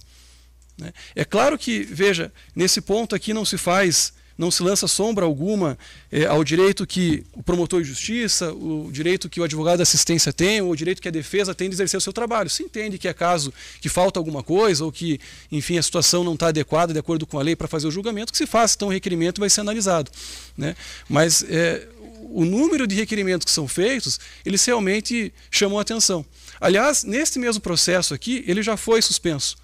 Já houve aqui um julgamento, na época o Superior Tribunal de Justiça, no meio do julgamento, o julgamento iniciou, quero crer lá, sei lá, 8, 9 horas da manhã, no meio do caminho o Superior Tribunal de Justiça concedeu uma liminar de um HC que estava pendente, analisou o processo, assim entendeu, isso foi cumprido, não há ressalva alguma quanto a esse ponto. Mas digo aqui, de maneira atual, que é a parte que interessa, e é o que vai subsidiar aqui a minha decisão, a minha fundamentação, eu não contei, mas se fizer uma conta aqui, foi feito... Lembrando, eu marquei o júri, veio um pedido de adiamento dizendo que os advogados não podiam, foi indeferido. Foi feita uma outra decisão em relação às provas, que foi a mesma, aliás, houve um pedido de correção parcial, pedido de adiamento, que foi negado. Nessa correção parcial, o pedido de reconsideração foi negado. Isso foi para o STJ, foi negado o adiamento. Foi para o STF, foi negado, já foram 5. Depois disso, a defesa aviou ainda um outro requerimento em relação à quebra de dados do aparelho celular, pedindo adiamento, foi negado. Foi para o Tribunal de Justiça, foi negado. Foi para o STJ, foi negado. Para o STF eu procurei ali, mas eu não encontrei, não sei se foi feito esse pedido. Mas uma conta rápida aqui, já tem quase, acho que 10 pedidos aí, 10 tentativas. E o 11ª, 12ª. E aí, de novo, é claro que não se lança aqui qualquer sombra acerca do exercício do direito que as partes têm no julgamento, mas, de outro lado, se as partes aqui têm direito de fazer o requerimento bem entender de acordo com a lei, se impõe ao juiz que atue conforme a lei. E ele não pode ser aqui complacente com pedidos que não têm fundamento algum para que se leve, então, a suspensão ou a redesignação. É claro que isso pode ser questionado, e foi, o último julgamento foi, o STJ de maneira diferente, perfeito, não há o que se ressalvar, pode ser questionado amanhã, depois, e pode ser que o Tribunal de Justiça, o STJ, o STF pensem de maneira diversa. Isso faz parte da dinâmica. Mas eu não posso deixar aqui, dentro do meu convencimento, e expor os fundamentos pelos quais assim entendo, deixar de apontar esses dados. Pois bem, o que foi pedido aqui pela defesa foi a disponibilização de câmeras de segurança, foi a disponibilização de dados num HD, que tinha, na época foi feito um HD, enfim, um dispositivo que armazena dados, e também dados, ou melhor, áudios de interceptação telefônica em relação a uma pessoa que na época era investigada e que depois acabou respondendo por outro fato, mas em outra competência, em outra vara. Eu já disse aqui, mais uma vez, que o processo não caminha para frente. Quando o problema acontece, cabe ao Ministério Público, assistência, ou então a defesa de pronto questionar para que isso seja resolvido. Todos esses dados que foram mencionados aqui pela defesa, eles são no processo desde o ano de 2017. antes de iniciar o processo. São dados que foram colhidos durante a investigação criminal, durante o inquérito policial, e 17 de 2024, o fato aconteceu aqui, deixa eu só verificar a data certinha que foi oferecida a denúncia, mas esse episódio que está em julgamento aqui no dia de hoje, ele data aqui, deixa eu só verificar certinho, do dia 22 de março, é isso? 23 de março de 2017. Né? Então, quer dizer, já se vai aí 2017, 2024, são 7 anos, é isso? Mais de 6 anos. Né? E de lá para cá, nada em absoluto foi falado. E pior, isso consta expressamente nos relatórios, foi utilizado pelas partes durante o julgamento, na primeira fase, nos recursos, e nada em absoluto foi dito. Então, seria caso aqui de sequer conhecer da alegação que foi feita pela defesa. Mas não bastasse, o fato é que isso está documentado no processo. Né? A autoridade policial aqui, ela encaminhou CDs, dispositivos que tinham essas imagens. Na época o sistema não comportava e por essa razão então veio mídia física. Aliás, na época o inquérito policial não era no Projúri, ele era físico também. Tudo isso estava à disposição da defesa. Né? E aí, doutor Adriano, é claro, pode ser uma interpretação, mas não é verdade que isso foi ocultado, em hipótese alguma, estava à disposição durante longos anos. Verifiquei também que, em relação aos dados das estações radiobases, em relação aos 3 terminais, e tive cuidado de verificar aqui, pode ser que tenha algum engano, quero crer que não, foi produzido em 2017, a banca de advogados que aqui está não é a primeira banca de advocacia que defende o acusado. Se eu não estiver enganado, eles entraram em 2018. Esses dados de herbes que o senhor disse que foram ocultados, que a defesa não teve acesso, eles estão todos disponíveis no movimento 27 dos autos 207 e 67 de 2017, e a primeira defesa constituída do acusado Nilo teve acesso no dia 9 de junho de 2017. A presente banca que está aqui teve acesso, foi habilitada no processo no dia 11 de junho de 2018. 18, 19, 20, enfim, tem muitos anos aí que já foi dado acesso à defesa e não há, pelo menos quero crer, a partir da leitura que eu fiz aqui, como questionar isso. Em relação aos áudios de interceptação das datas do dia 2 de maio a 15 de maio de 2015, foi feita aqui uma leitura, eu procurei, o cartório procurou, e isso não foi entregue em cartório. A rigor foi isso que aconteceu. Não foi trazido. Lá em 2017 não foi. De lá para cá, conforme dito, ninguém questionou. E ninguém questionou por uma razão também que, quero crer, é muito evidente. Esses áudios relatórios, eles guardam pouco, em verdade, nenhuma relação com o que é discutido aqui no processo sobre o conteúdo, sobre o ponto de vista do conteúdo probatório. Eu separei aqui, talvez, mais de dezenas de motivos para explicar o porquê que não há em absoluto qualquer tipo de nulidade nesse ponto. Né? Primeiro, anotei aqui, não é só a defesa que não teve acesso aos áudios, nem o próprio juiz teve acesso, o Ministério Público não teve e, pelo que tenho conhecimento também, os advogados da assistência também não tiveram. Então são dados que não é que foram ocultados da defesa, não vieram aos autos, não se sabe, né, não se teve acesso a esses dados. O que tem sim é um relatório que está no processo desde 2017 e, conforme dito, aqui nunca foi questionado e foi utilizado livremente, pelo menos até semana passada. Mas o alvo dessa interceptação telefônica, que foi deferido por minha colega, a doutora Michele, dizia respeito a uma pessoa que se chama Lucas de Oliveira Venceslau. Né? E aí também isso é dado objetivo, isso é no processo, eu não faço julgamento aqui a respeito se tem razão ou se não tem, se isso é relevante ou não para a prova. O fato é que esse Lucas apareceu no processo porque ele era policial militar na época, se identificou que ele havia feito consultas a respeito da vítima e de sua família, e a partir disso então se pediu uma escuta telefônica em relação a terminais que naquela época se entenderam que poderiam ser utilizados por ele. Eram 3 terminais. O relatório aqui diz que apenas um dos terminais era por ele utilizado. Então veja-se, não trata aqui de interceptação do acusado Onildo, não diz respeito a ele, e nem tampouco os dados, as informações que foram trazidas aqui de alguma forma dizem respeito a ele. Explico. Né? Entre o dia 2 e 15 de maio de 2017, o Onildo estava preso. Ele foi preso no dia 29 de abril de 2017, ou seja, alguns dias antes, e foi interrogado no dia 4 de maio de 2017. Ele sequer tinha acesso ao celular, pelo menos em tese. Né? Então não tinha dado algum que fosse interceptado em relação a ele. E aí disse aqui que também que só dos 3 numerais interceptados, só um que trouxe conteúdo, isso consta no relatório, e o conteúdo, que eu disse aqui que não tem vinculação alguma ou é irrelevante, são 2. Primeiro, né, o delegado de polícia ele encaminhou uma intimação para a companhia da Polícia Militar, requisitando ao superior dele que encaminhasse o soldado, né, que é essa pessoa, o Lucas, para que fosse inquirido em delegacia. A companhia do telefone fixo da companhia ligou para o celular dele e disse: olha, chegou uma intimação, o que que é, você sabe? Ele disse: olha, eu acho que é uma situação envolvendo, né, a morte, enfim, eu vou dar uma olhada. Então tá bom, tá intimado, tá avisado. Esse é o primeiro áudio que se diz relevante aqui para o processo. E o segundo é uma conversa que o Lucas teve com uma pessoa chamada Ari Rodrigues Oligini, né? O Lucas e o Ari, segundo diz o processo aqui, teriam atuado numa empresa de investigação particular que teria sido contratada pelo acusado Onildo, né? Eu não digo que isso aconteceu ou não, mas essa é a informação que tem no processo, a partir, inclusive, né, do que consta no inquérito policial e que sustenta aqui a acusação. E aí ele saiu da delegacia de polícia, depois do depoimento dele, ligou para o Ari ligou para ele, enfim, tem essa conversa, e ele pergunta o que aconteceu. E aí o Lucas diz, vim aqui para ser meu depoimento, é bom que você venha e também fale, eu disse a verdade e você diga também o que aconteceu. E é isso. Não faz menção alguma aqui o acusado Onildo, né? A parte que faz menção ao acusado Onildo diz respeito aos depoimentos que eles deram depois na delegacia e depois em juízo. Inclusive, o Lucas Oliveira Venceslau, que é policial militar, cópias dessa investigação foram encaminhadas à vara da Auditoria de Justiça Militar e lá ele foi acusado, processado e condenado em primeira instância por crime de natureza militar, né? Por ter violado o sigilo, lá sim se entendeu. E aí depois, no recurso da defesa, passado o tempo, o tribunal não julgou o mérito e entendeu que houve a prescrição.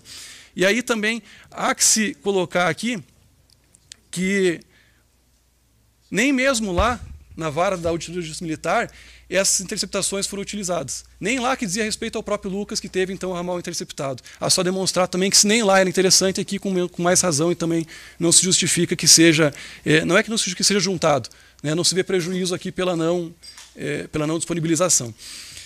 Além disso, o Lucas Oliveira Venceslau e o Ari Rodrigues Oligini, conforme já dito, foram ouvidos em juízo, né? Ministério Público, assistência, também a defesa inquiriram ele, podiam perguntar livremente o que queriam, né?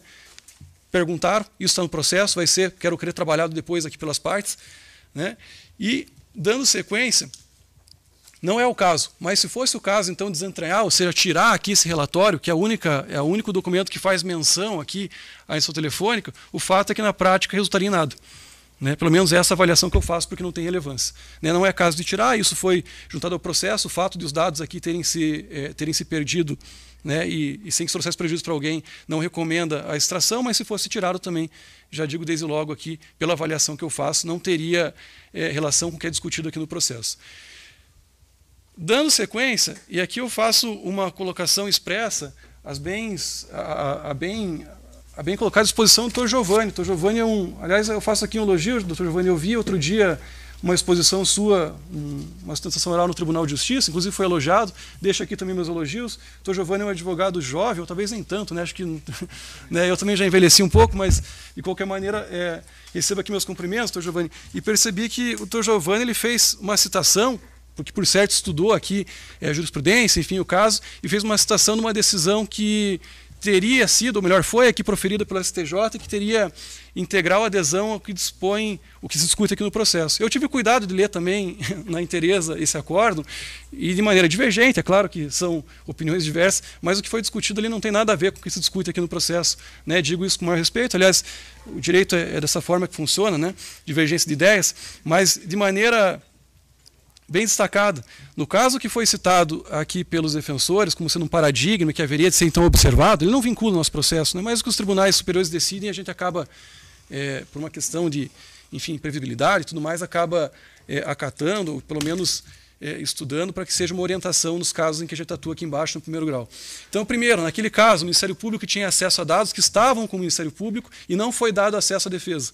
Né, situação bem diversa aqui, que ninguém tem os dados. Segundo, naquele caso, na primeira oportunidade em que a defesa teve para lhe falar, ela falou, ofereceu resposta à acusação, né, e disse eu quero os dados. E mais, naquele caso também, né, foi especificado concretamente qual era o prejuízo, porque tinha uma denúncia com dados que estavam na posse do Ministério Público, pelo menos foi isso que eu entendi aqui do acórdão, está expresso lá.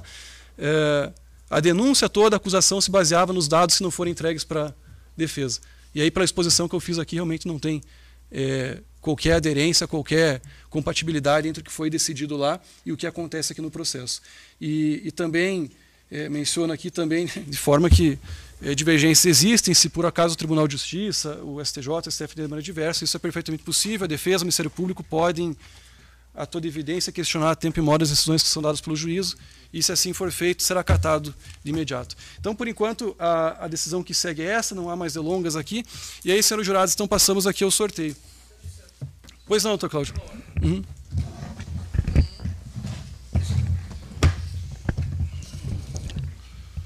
Estatuto da Ordem dos Advogados do Brasil, naquele capítulo que trata sobre essas questões, no artigo 18, nós temos ali, inclusive, gostaria que Vossa Excelência apreciasse, reconsiderando, sobrevindo conflitos de interesse. Sua Excelência suscitou que houve um conflito de interesse entre aquilo que o senhor chamou, que Roney havia delatado, né? O Instituto da Delação Premiada é coisa que não se perfez ali, correto? Vossa Excelência, de um tom assim absolutamente acusatório, disse: Roney delatou, né? Inclusive trazendo uma influência e consequência ao cidadão jurado. Sua Excelência sabe que a vossa colocação impõe ao cidadão jurado, que ficará, depois de investido da condição de jurado, na mesma condição que Sua Excelência. Sua Excelência é o terceiro, é o oitavo jurado aqui da causa, né? Por assim dizer, como alguns doutrinadores costumam entoar. Entretanto, o artigo 18, quando Sua Excelência suscita que há um conflito de interesse, diz a lei federal: sobrevindo conflito de interesse entre seus constituintes e não estando acordo os interessados, com a devida prudência e discernimento, optará o advogado por um dos mandatos, renunciando aos demais, resguardado o sigilo profissional. A inteligência e a vigência desse artigo tem que ser observado, e é isso que eu invoco em reconsideração, trazendo ainda mais, quando se fala, Sua Excelência está impedindo que o advogado exerça o seu munus público. E é competência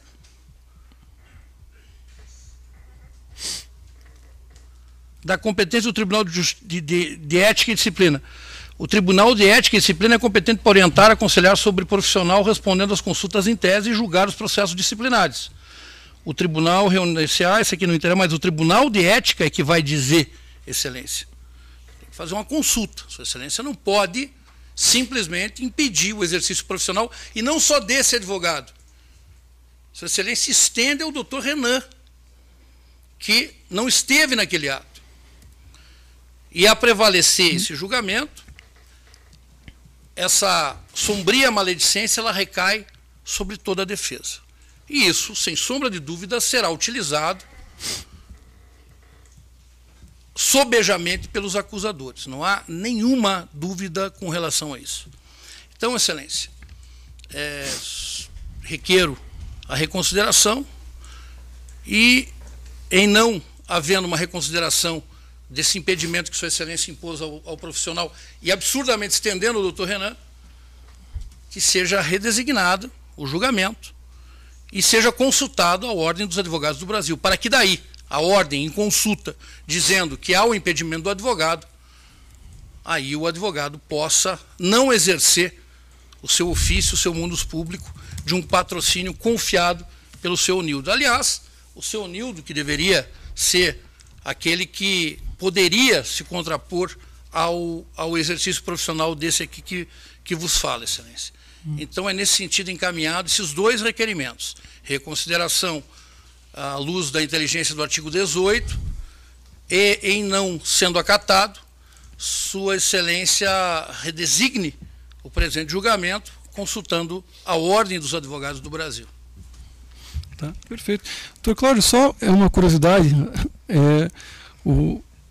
o senhor menciona aqui o Código de Ética da OAB, né? E quero crer que o senhor acessou jogando no Google o Código de Ética, foi isso? Foi.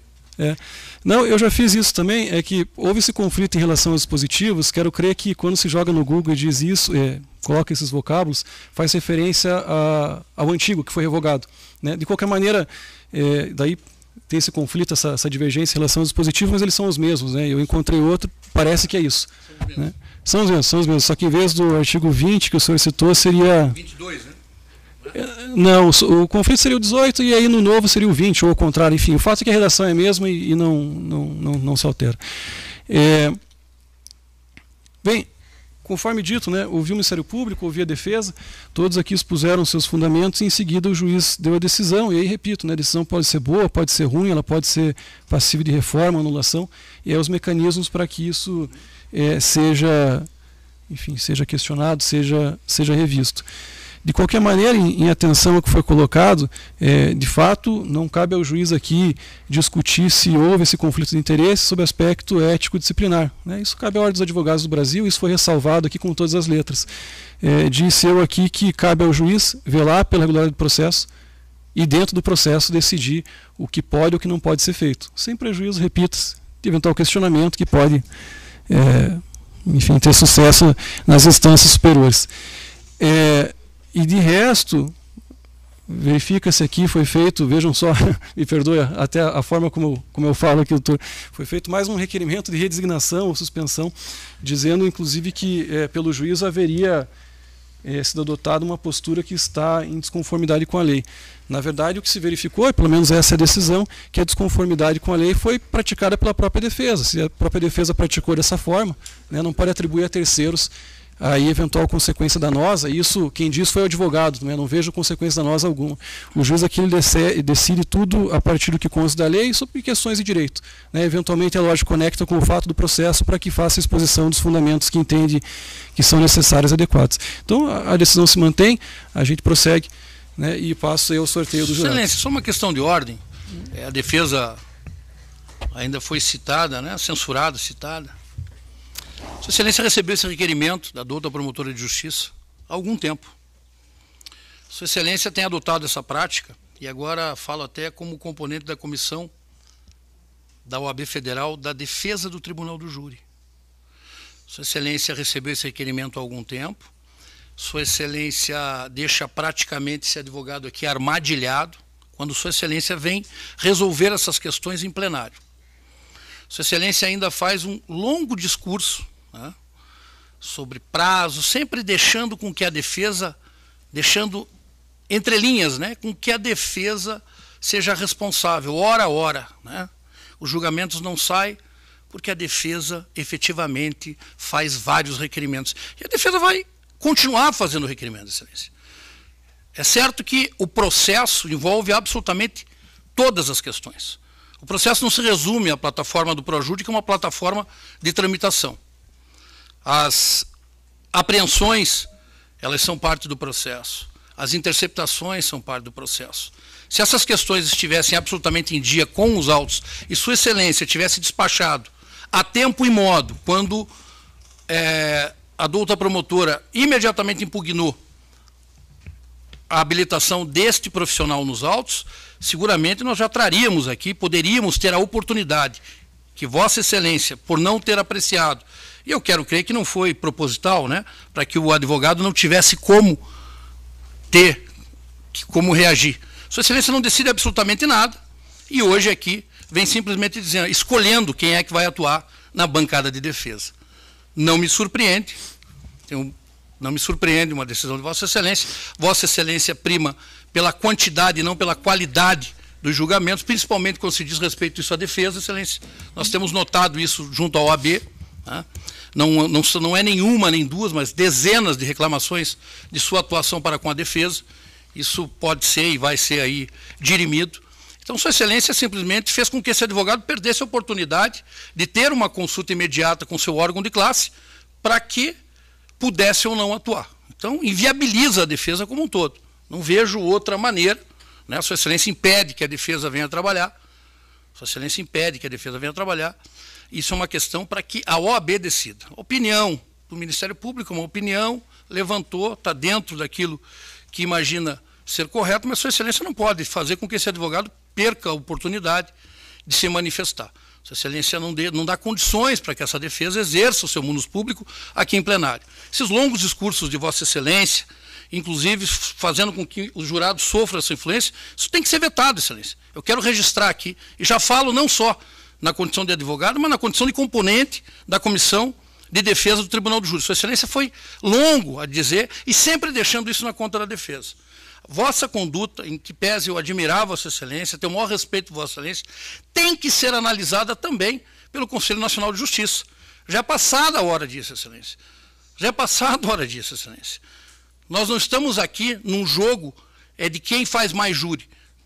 A tempo e modo do que Vossa Excelência externou aqui aos senhores julgadores que serão escolhidos, Sua Excelência pode fazer 3 júris no dia a prevalecer, esse padrão. Para a defesa, absolutamente nada. Vai ter que realizar o júri, porque o processo não dá para frente. Alto lá, excelência. O processo anda para frente quando se é possibilitado que o acusado venha a fazer uso daquilo que a Constituição veio a prever. O julgamento pelo Tribunal do Júri é uma garantia do acusado, não é uma garantia do judiciário de cumprir tantos e quantos julgamentos estão em pauta. A menos que se mude a Constituição, Vossa Excelência tem que entender que o julgamento é uma garantia do acusado. E última, a única.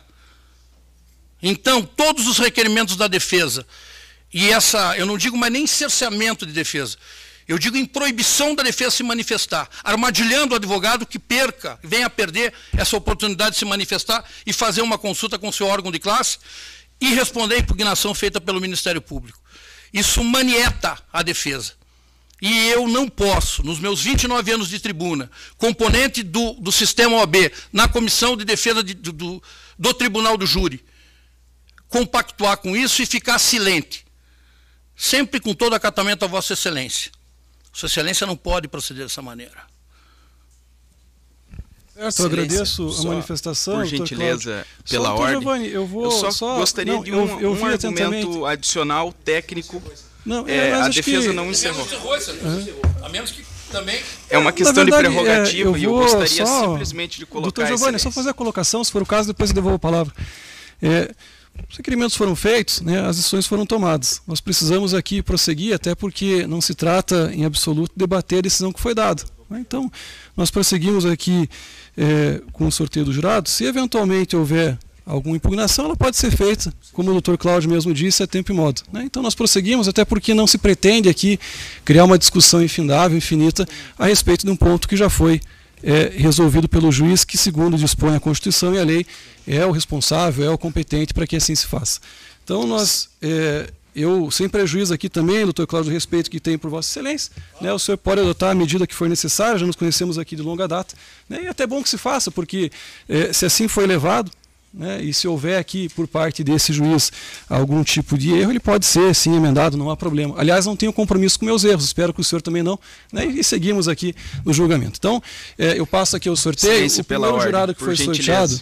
Gostaria... Vossa Excelência está impedindo que esse advogado continue na bancada. Sim, é isso mesmo. É isso? Repercussão, Excelência. Precisa de repercussão para toda a defesa. Fique à vontade. Excelência, pela ordem, gostaria de ponderar tão somente uma questão prevista no Estatuto da Advocacia, uma lei federal. Artigo 7º, o rol de prerrogativas do advogado. Fala no parágrafo 16. É nulo, em qualquer esfera de responsabilização, o ato praticado com violação da competência privativa do Conselho Federal da OAB, prevista no parágrafo 14 deste artigo. Parágrafo 14, por sua vez, cabe privativamente ao Conselho Federal da OAB, em processo disciplinar próprio, dispor, analisar e decidir sobre a prestação efetiva do serviço jurídico realizado pelo advogado. Nós temos, de um lado, um serviço jurídico que foi prestado na fase de inquérito policial, de lado, um serviço jurídico prestado aqui nesse plenário, que precisa ser analisado pela OAB, é uma questão ética que tem que ser analisada pela OAB caso tenha alguma repercussão, e isso não pode ser analisado por esse juízo, é uma questão de competência. Privativa, gerando a nulidade de atos. Nós temos aqui uma lei federal, assim como o Código de Processo Penal, que tem validade em todo o território nacional e que delimita essa questão da competência. Prosseguindo, meu colega... Tá. Doutor Pontaroli, nesse ponto aqui, eu já peço escusas direto para o senhor. Excelência, é uma arguição de nulidade para evitar a preclusão, Excelência. Eu vou falar, doutor, né? Não pode acontecer isso. Né? Eu não vou pedir para Vossa Excelência voltar atrás na sua decisão. Eu quero impugná-la e arguir a nulidade decorrente, Excelência. Não é problema, até porque isso já foi feito, doutor. E veja, tudo que foi não foi, Excelência. Aqui, da decisão de Vossa Excelência. Eu vou fazer a exposição. Né? Não podemos nos prestar essa situação. Né? Podemos, Excelência. Podemos. Não podemos. Podemos então, sim, Excelência. Eu quero arguir a nulidade. Vossa Excelência vai caçar minha palavra na arguição da nulidade. Eu quero arguir e trazer os argumentos, Excelência. Está registrado, doutor. Já foi trazido os argumentos, já foi encerrado. E aí Excelência, Vossa Excelência decidiu, pela ordem, Excelência. O primeiro jurado... Pela ordem, Excelência. A jurada Daniela. Não há condição, Excelência. Se a defesa não pode participar do julgamento, não há condição, Excelência. Com todo respeito. Mas Vossa Excelência não me permitiu falar. Permitiu a todos os meus colegas e não está me permitindo, Excelência. Doutor, eu quero impugnar a decisão de Vossa Excelência, arguindo a nulidade para que haja evitação da preclusão, Excelência. Só isso. Posso ou não? Não, está registrado, todos fizeram, doutor. Não há necessidade não. Da decisão de Vossa Excelência. Da decisão proferida por Vossa Excelência. Eu posso ou não? Não, doutor. Não, então eu vou embora. Tá, fica à vontade. Eu não posso falar isso. Filpo, só o acusado segura. O acusado segura. Segura, Vossa Excelência vai prender de ofício novamente. Excelência, eu gostaria daí de... A defesa está abandonando o plenário? Não, eu fui mandado embora. O doutor Tiago disse que eu não podia participar. Sim. Foi isso? Sim, o senhor sim. Estou me retirando. Sim, não. Com relação ao senhor não há ressalva. Nem em relação ao seu colega, doutor Cláudio. Quando o doutor Bretas, o doutor Giovanni também estão se retirando, doutor? Posso me manifestar? Posso? Bom, isso daí é o doutor Tiago que decide, mas se houver o abandono, eu gostaria de fazer o requerimento. Não é abandono. Nós estamos sendo mandados embora. Nós não podemos manifestar. O advogado é a voz do acusado. Se nós não pudermos falar nesse plenário, nós estamos nos retirando.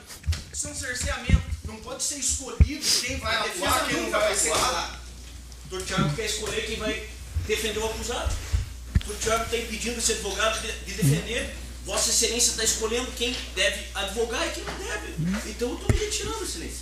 Não, perfeito. Em relação ao senhor, não há ressalva alguma. Estamos Vossa Excelência não pode. em relação à conclusão Deve advogar, de acordo. Deve advogar com o constituinte. Essa competência cabe ao OAB, não a Vossa Excelência. Excelência, o Ministério Público, diante do abandono de plenário pela defesa do doutor Adriano, tem um requerimento a ser feito. Excelência, na verdade, o Ministério Público requer, ante o abandono em plenário, que apesar de ter sido extirpado do Código de Processo Penal a multa ao advogado, nesse caso, é possível que, à luz do artigo 77, parágrafo 5º do Código de Processo Civil, que se aplica de forma subsidiária ao Código de Processo Penal, segundo o artigo 3º do Código de Processo Penal, seja condenado o réu a ato atentatório à dignidade da justiça, né, a pagamento de multa no valor arbitrado por Vossa Excelência. Ademais, Excelência, fica claro que a atitude dos advogados constituídos está em conjugação com o acusado, de forma que o abandono em plenário, da forma com que foi feita no dia de hoje, nos faz requerer a prisão preventiva do acusado Onildo Córdova II, tendo em conta que está se impedindo a aplicação da lei penal. Esse é o requerimento sucinto do Ministério Público, Excelência. Pela ordem, Excelência. Eu vou só questionar a assistência, para que se dê sequência ao procedimento, pela assistência, né, algum requerimento pelos advogados? Excelência, só ratifico os termos do Ministério Público. Tá, perfeito. Doutor Adriano, o senhor mencionou que iria embora, enfim, mas o senhor ficou, então tem a palavra. O senhor pode fazer a sua manifestação. Só para consignar, Excelência, que antes mesmo do requerimento feito pelo Ministério Público, Vossa Excelência determinou ao serviço de escolta da Polícia Militar que segurasse o acusado Onildo. Só isso. De ofício. Antes mesmo do requerimento do Ministério Público. Então, somente isso, Excelência. Perfeito. Eu vou ouvir o Ministério Público antes e também a assistência, e se o caso for a defesa, se assim entender, não sei se vão embora, se vão ficar, caso fiquem, daí também tem a palavra em sequência. Foi feito o requerimento aqui de prisão preventiva, né, também de aplicação de multa por ato atentatório, né, à justiça, acho que foi esse o requerimento que foi feito aqui pelo promotor de justiça, e há outros pontos a serem verificados aqui, que diz respeito à continuidade ou não da sessão plenária, eventual redesignação, quais as providências a serem tomadas, né, inclusive comunicações a quem devido. Né, então, para que não se diga que não se permitiu aqui as partes manifestar a respeito disso, eu passo a palavra ao Ministério Público, depois assistência e, se o caso for, a defesa. Sim, Excelência, em complemento ao requerimento já realizado, né, de multa ao acusado e também prisão preventiva, o Ministério Público requer que seja imediatamente intimada a Defensoria Pública do Estado do Paraná para que na próxima sessão de julgamento fique de prontidão, né, como assim diz a lei, para que, caso ocorra novamente o abandono de plenário, a Defensoria Pública atue em favor do acusado Onildo de Córdova II. Pela assistência. Excelência, o único requerimento que a assistência e acusação faz primeiramente, ratifica os termos do Ministério Público, mas a assistência da acusação, representando a família da vítima, requer, Excelência, que a próxima data plenária seja marcada o mais rápido possível. Já se passaram 7 anos que esse crime foi cometido. Nós já tivemos um primeiro julgamento no ano de 2021 e temos uma família enlutada há 7 anos. Já se foi o pai de uma menina, já se foi a mãe, a família está se esvaindo. Daqui a pouco, Deus o livre isso acontecer, sequer teremos o último familiar do Fabrício Machado da Silva para prestar depoimento. Então, a assistência à acusação recebe com muita tristeza e aperto. Digo isso agora como pessoa, não como advogado. Um aperto no coração, porque estou acompanhando o sofrimento dessa família desde a investigação. Ok, encerrado pela assistência, doutor Zagonel. Tá? Pela defesa, doutor Adriano, se o senhor pretender fazer uso da palavra, aí só no microfone, por gentileza. Tá ótimo.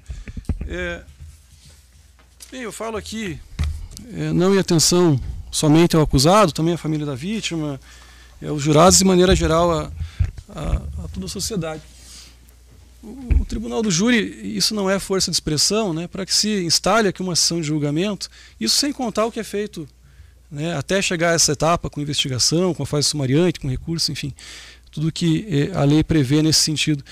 Ele mobiliza, e não é exagero, não é força de expressão, mais de centena aqui de pessoas. Basta ver que só de jurados aí temos dezenas. E se contar o juiz, o gabinete, a secretaria, o Ministério Público, o escritório de advocacia da assistência, os próprios advogados, acusados, enfim. Nós temos aí, enfim, diversas pessoas que realmente são mobilizadas. O custo disso é muito alto. É claro também que o fato de ter um custo não quer dizer que se possa atropelar aqui qualquer tipo de direito, qualquer tipo de lei, mas é algo também que tem que ser levado em consideração. Não bastasse, eu já fiz menção aqui a enfim, uma estatística, enfim, né, uma realidade que foi constatada pelo Conselho Nacional de Justiça, no sentido de que demora muito e no mais, às vezes, não se consegue chegar a bom termo, né, uma sessão de julgamento. No caso aqui, tudo isso foi feito, né? Isso implicou o trabalho de muitas pessoas, muitos servidores, pessoas que não têm a ver com o processo, como testemunhas, né? Não teriam a ver no sentido de trabalhar aqui, né? Mas que foram convocadas ou de alguma outra forma intervieram. E não se admite, eu posso falar aqui com todas as palavras, que qualquer profissional, isso não vale para o tribunal do júri, vale para toda e qualquer situação, né? Se você é um profissional e você presta um serviço, enfim, é claro que não há condição de você abandoná-lo no meio.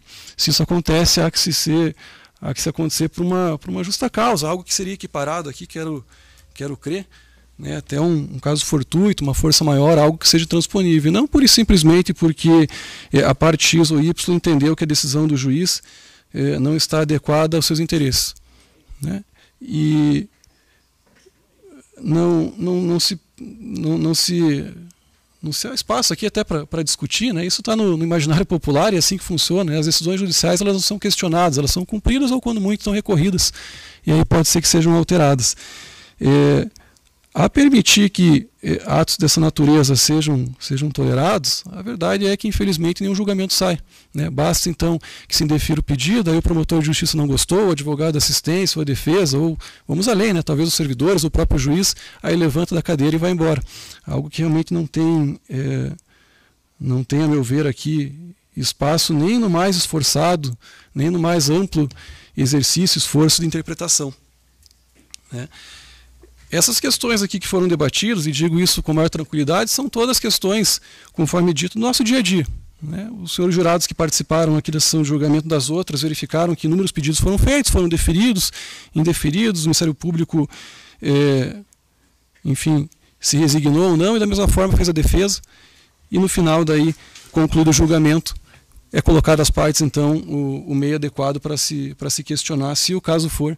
E aí, conforme já repetido várias vezes, Tribunal de Justiça, STJ, STF, dentro da competência constitucional que lhe é deferida, pode ou não reformar, anular a decisão que é proferida por um juiz de direito. Não só aqui no Tribunal do Júri, como em todo e qualquer processo. É assim que, vamos dizer assim, é assim que as coisas se processam, né?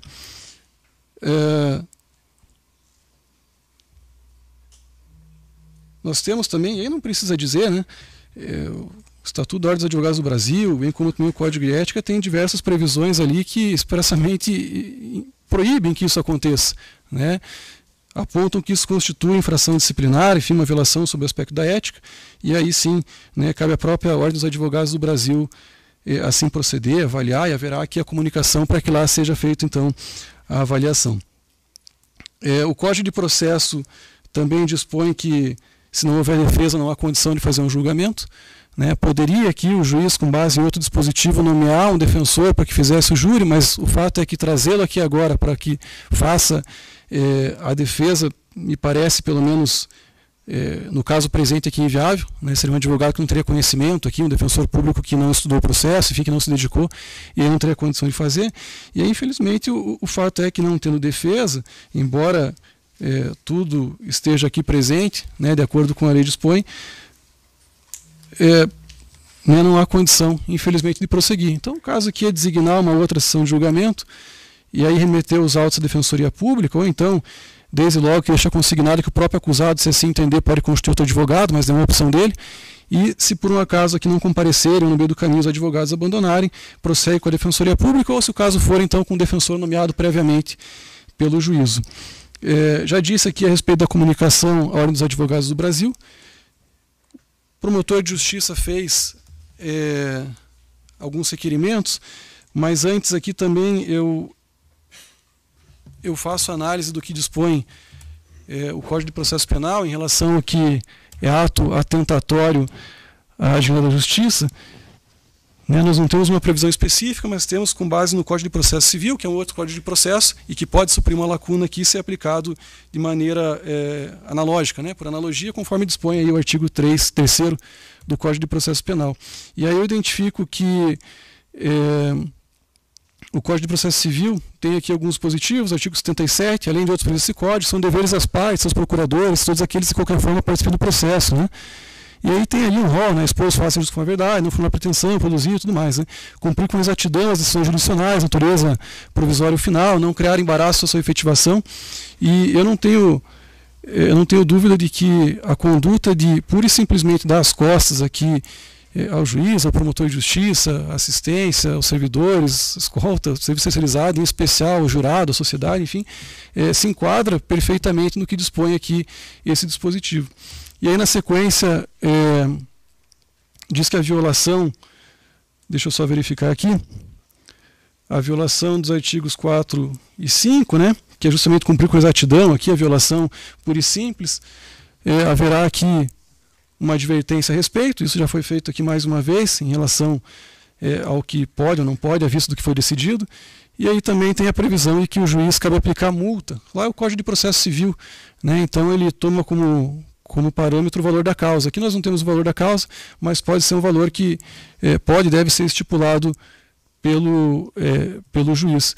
E aí, à vista, enfim, de tudo que foi feito, né, da movimentação que se teve, do prejuízo que isso traz, não sobre o aspecto patrimonial, financeiro, né, que isso não precisa nem dizer, mas o aspecto da própria credibilidade do sistema de justiça. Quando eu digo isso, não é do Poder Judiciário, do Ministério Público, da Advocacia, da Defensoria Pública, mas de todo um sistema, né? Nós, infelizmente, muitas vezes somos alvos de questionamentos, e isso é perfeitamente possível, não tem problema, mas o fato é que, ao menos da minha parte, é sempre uma luta para que, conforme dito aqui no início, os julgamentos se realizem. E é por isso que não se pode tolerar, em hipótese alguma, que qualquer profissional dê as costas e vá embora, como aqui foi anunciado pelos defensores. Então, à vista de tudo isso, e dos fundamentos que eu vou alinhar aqui também por escrito, né, de maneira mais detalhada, vai constar, vai ter acesso ao Ministério Público, assistência, defesa, estipula-se aqui o valor de R$100 mil a ser pago pelo acusado Onildo, um valor, inclusive, que me parece estar abaixo do que os próprios defensores indicam como um gasto, né? Eu eu não tenho acesso aqui agora, né, não tenho como localizar, mas parece que os próprios defensores em algumas petições disseram que o custo seria aproximado de 160 mil. Né? Então, acho que 100 mil está até abaixo do que eles próprios indicaram. Né? Não sei se esse é o número, mas enfim, é só aqui uma colocação dita de passagem.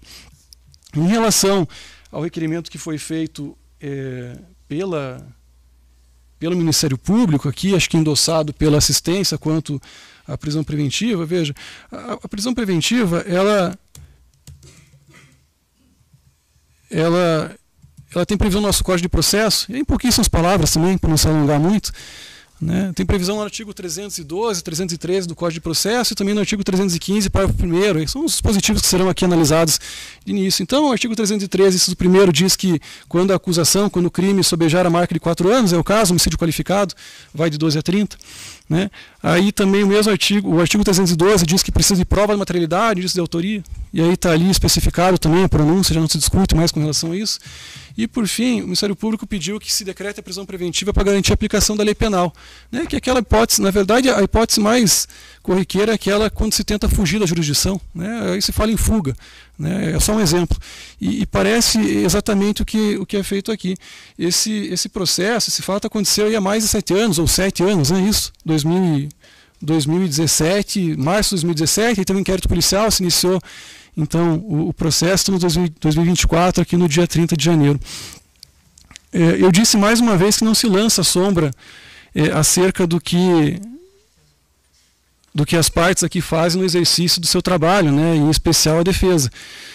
Da mesma forma que o Ministério Público pode e deve acusar, os advogados da assistência, em nome da família da vítima, podem e devem acusar, e da mesma forma que a defesa também tem que defender o seu cliente, isso tem que ser feito dentro dos limites da lei.